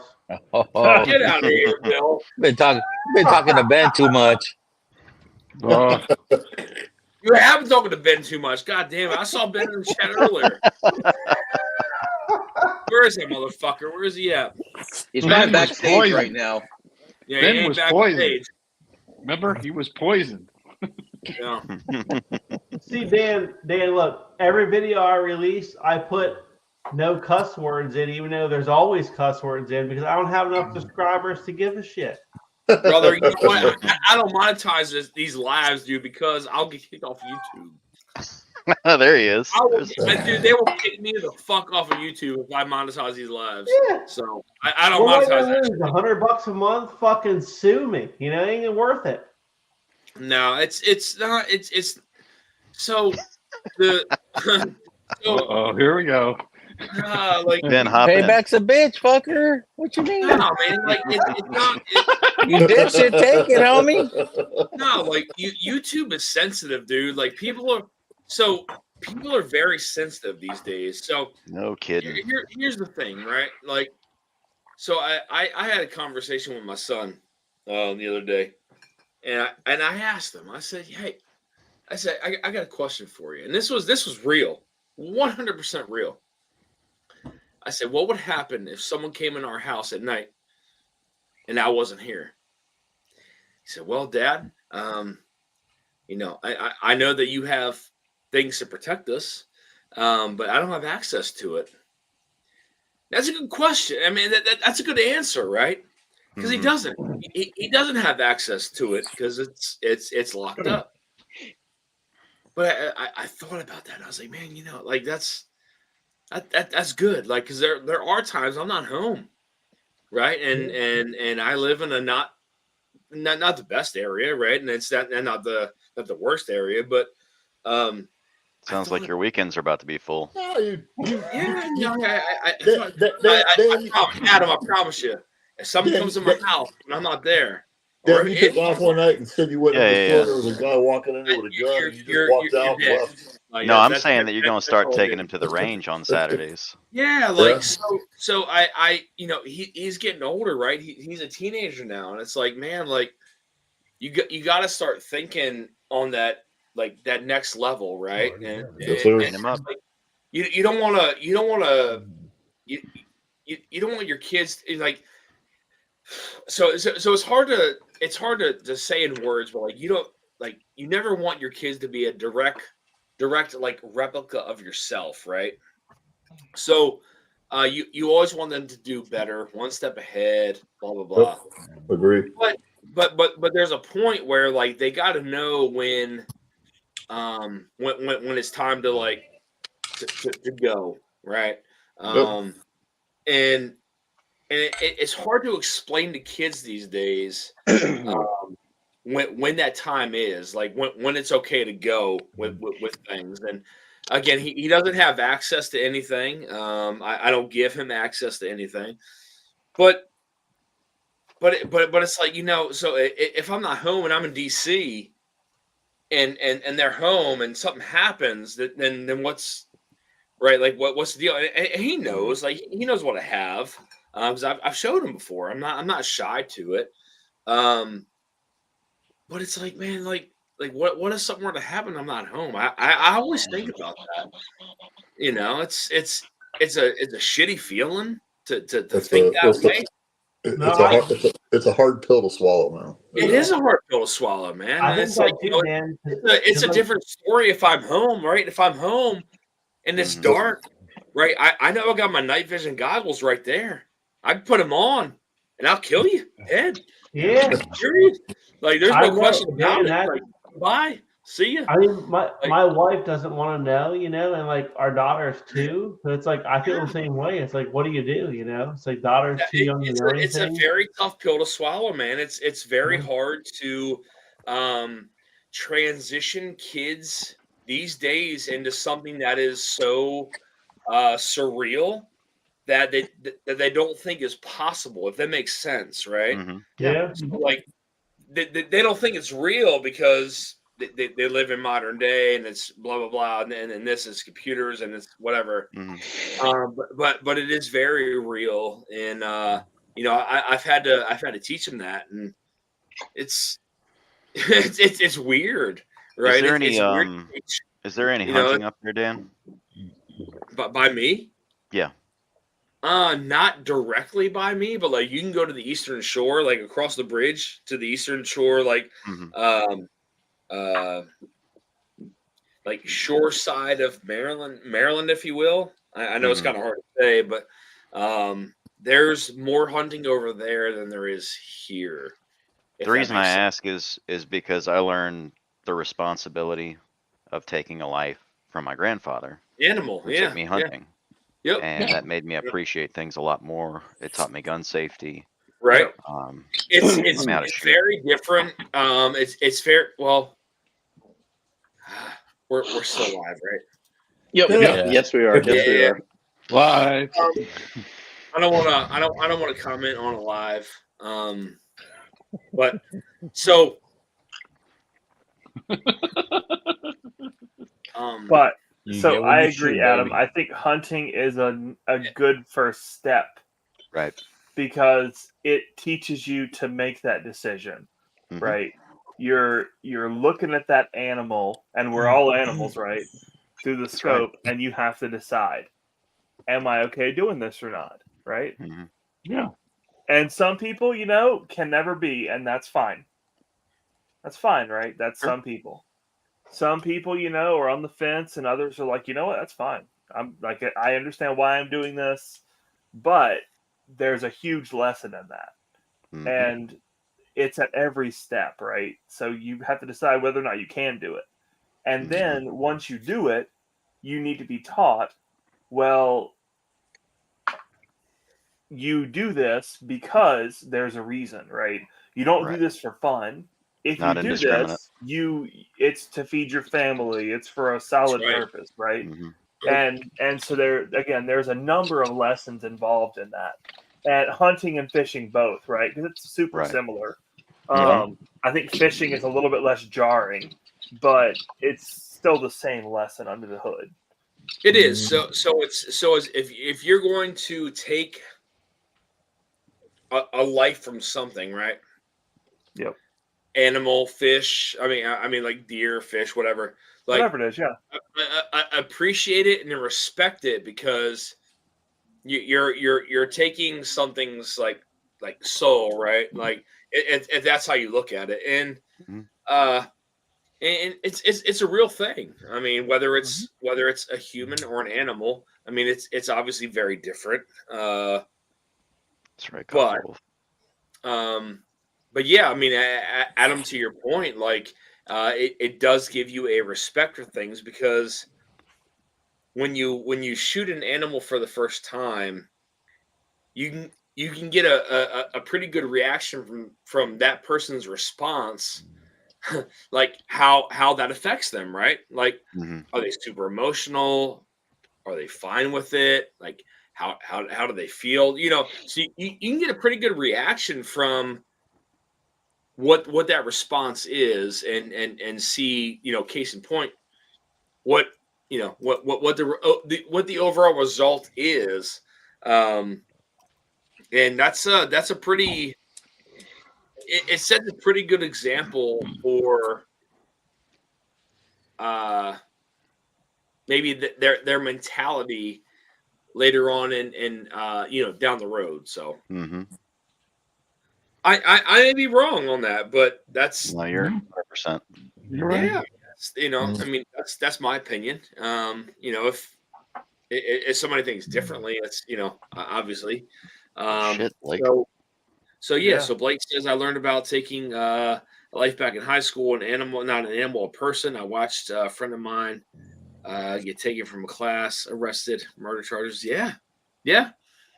It's Mr. Lopez, cheers, man. Good to see you in chat. The suffering of a bad shot is something you will have to see. Yeah. Yep. So, I mean, so taking a life and taking an animal's life is very different.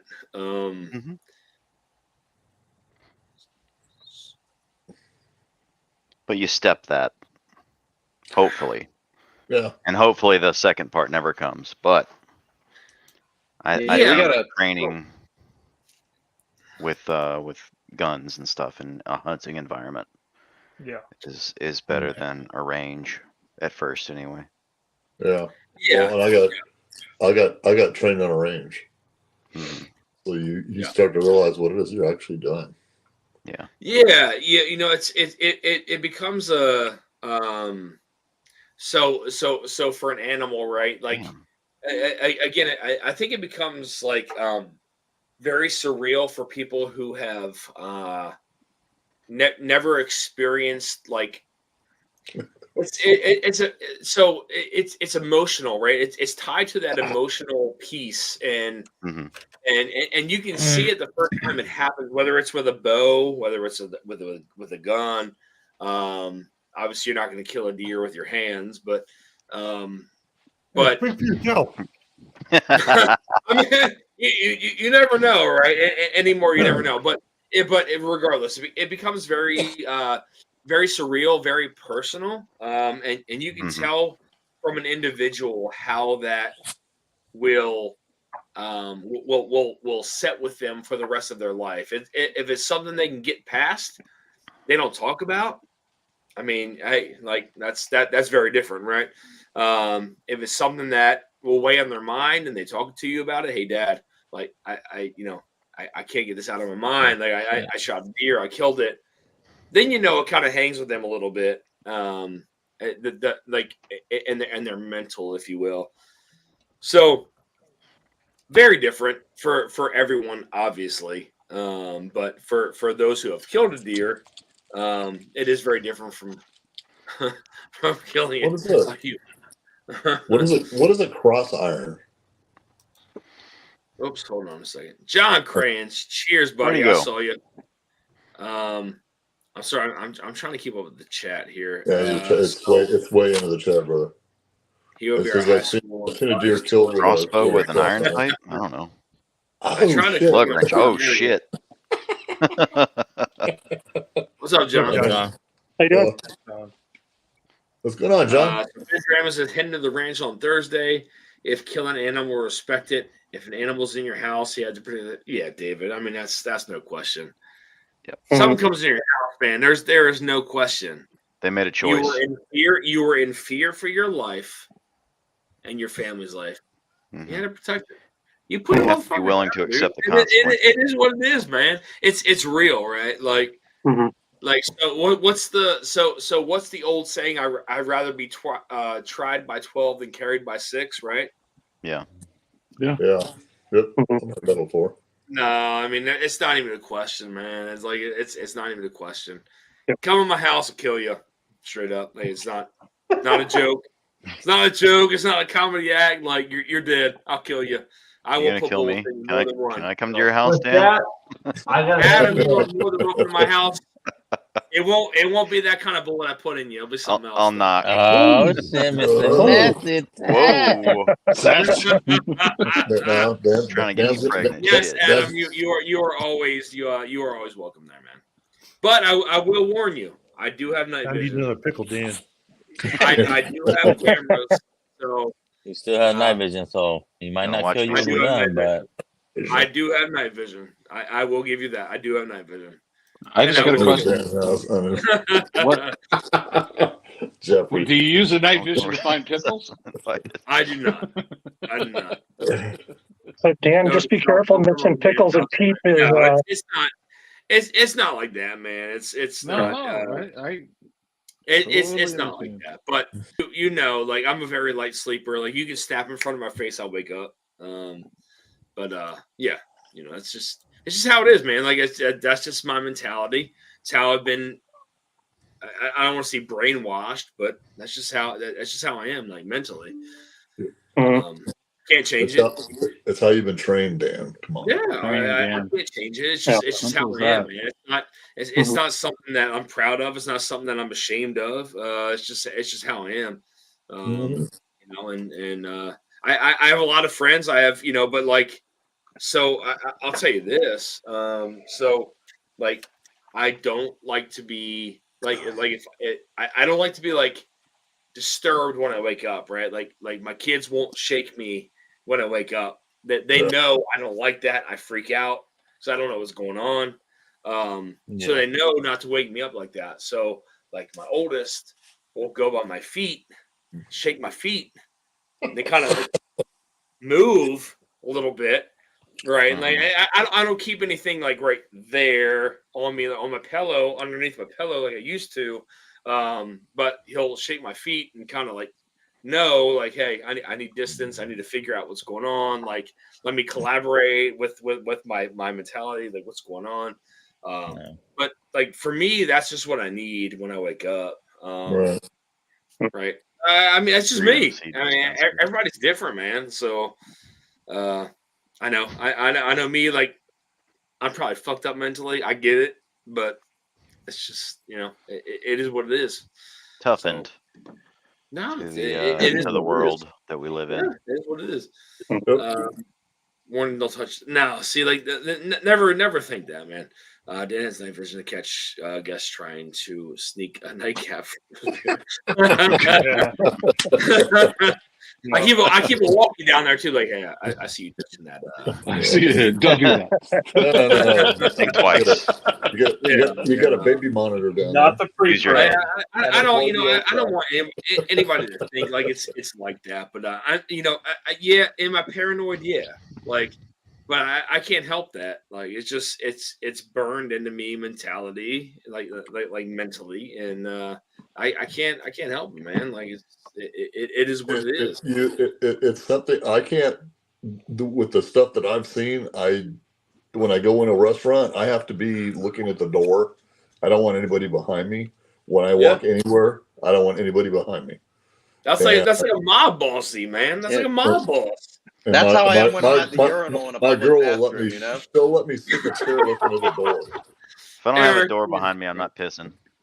Unless I'm outside. You know, like, I don't want people to get the wrong like mentality of me, man. It's just something that's ingrained in me. That's all it is. It's not. Well, it's how you were trained. It's your job. Yeah, it's not that I'm like and that I'm bad. I'm not a bad person, and I think this way. But it's just like this is how I am, man. Like I don't know how else to put it. But You want to protect the people around you. of course, anybody. That's It doesn't matter where you are. Yep. I mean, shit. Eric and I were at a bar downtown in Louisville, and there was a guy an old guy, and Eric can contest to this. He knows the story, and he wanted to pull like he wanted to pull a knife, and Eric was like, "Does this guy know what he's doing?" Eric's like, I mean, we're both experienced in our own ways. I'm not gonna say what Eric knows, but like, you know, Eric. I know a lot about the things that go on when we stay together in a room. I know that. That's off screen. That's off screen. I do too. I heard it. They were upstairs. I was downstairs. That's off screen shit. But no Diddy, by the way. Just so everybody knows. Nick was traumatized. No Diddy. No Diddy. No Diddy. I couldn't sleep. But Eric was like, this guy's gonna pull a pocket knife on us.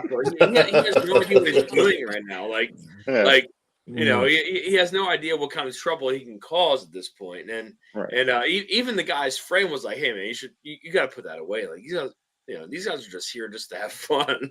It was like a 4-inch blade, and Dan was like, "Yo, I don't even have a weapon on me, but I'll show you a more impressive 4 inches than that. Come on." That's not a knife. That's not a knife. I'll show you a knife, mate. In the spirit of those 4 inches, I gotta call it, y'all. But y'all should take it offline. It's 3 hours. It's almost 3 hours. We're getting there. Yeah. I'll be right back. All right. Ethan. Bye, Ethan. See you, Ethan. See you, Call Ethan. it in 6.5 minutes, Dan. That's my Tell- suggestion.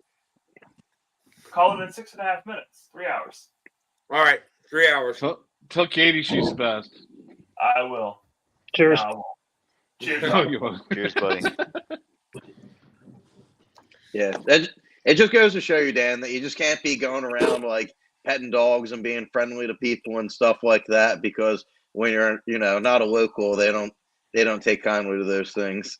Yeah, it was really weird, man. Because I mean, again, Eric and I were sitting together, and it's like we're having a good time at the bar, and this older guy is just very defensive, and and he pulls out this pocket knife, and he's like, he's not making gestures towards us, but it almost is.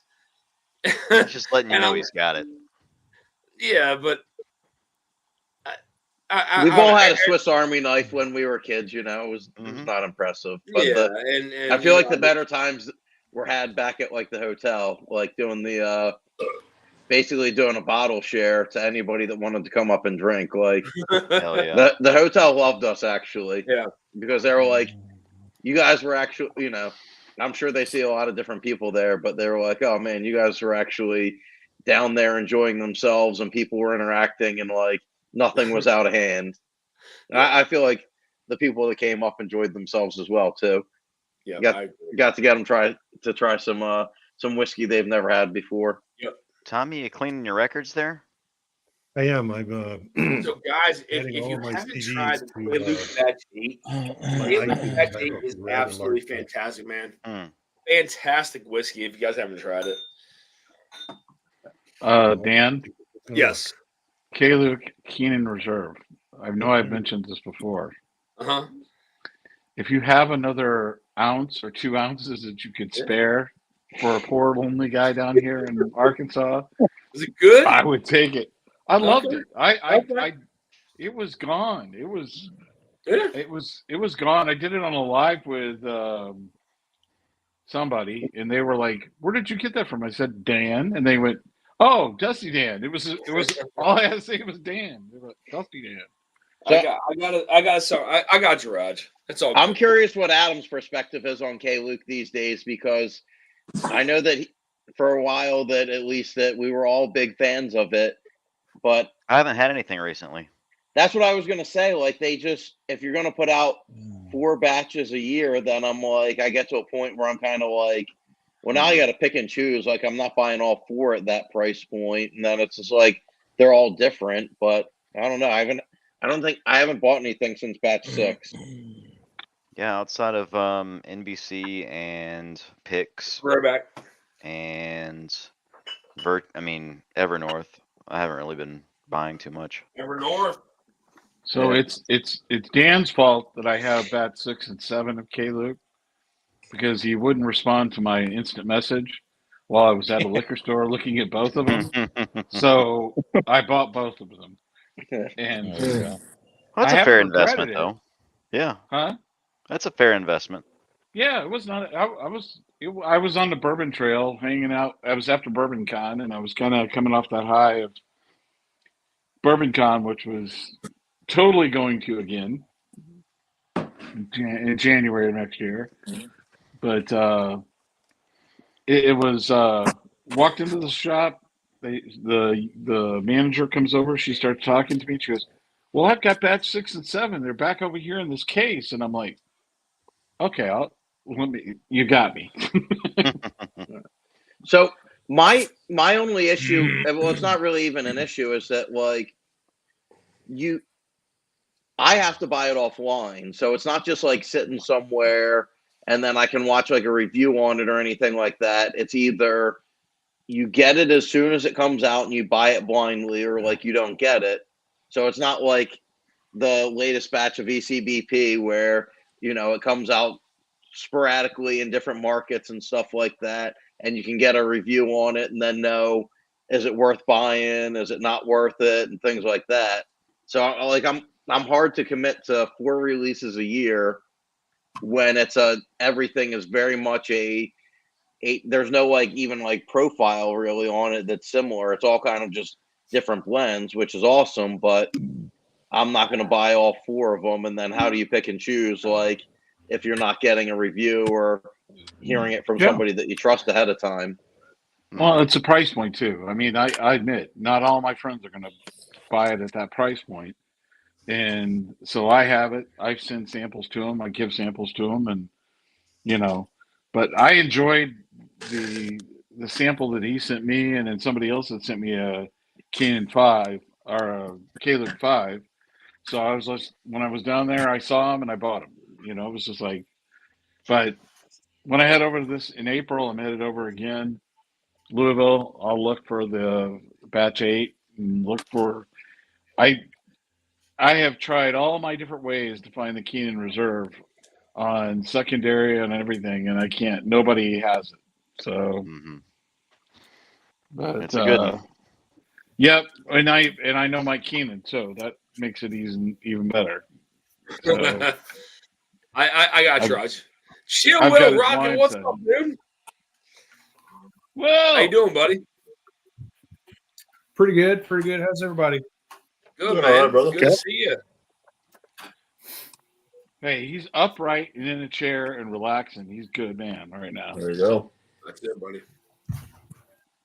So what were you guys talking about? K-Luke? Luke.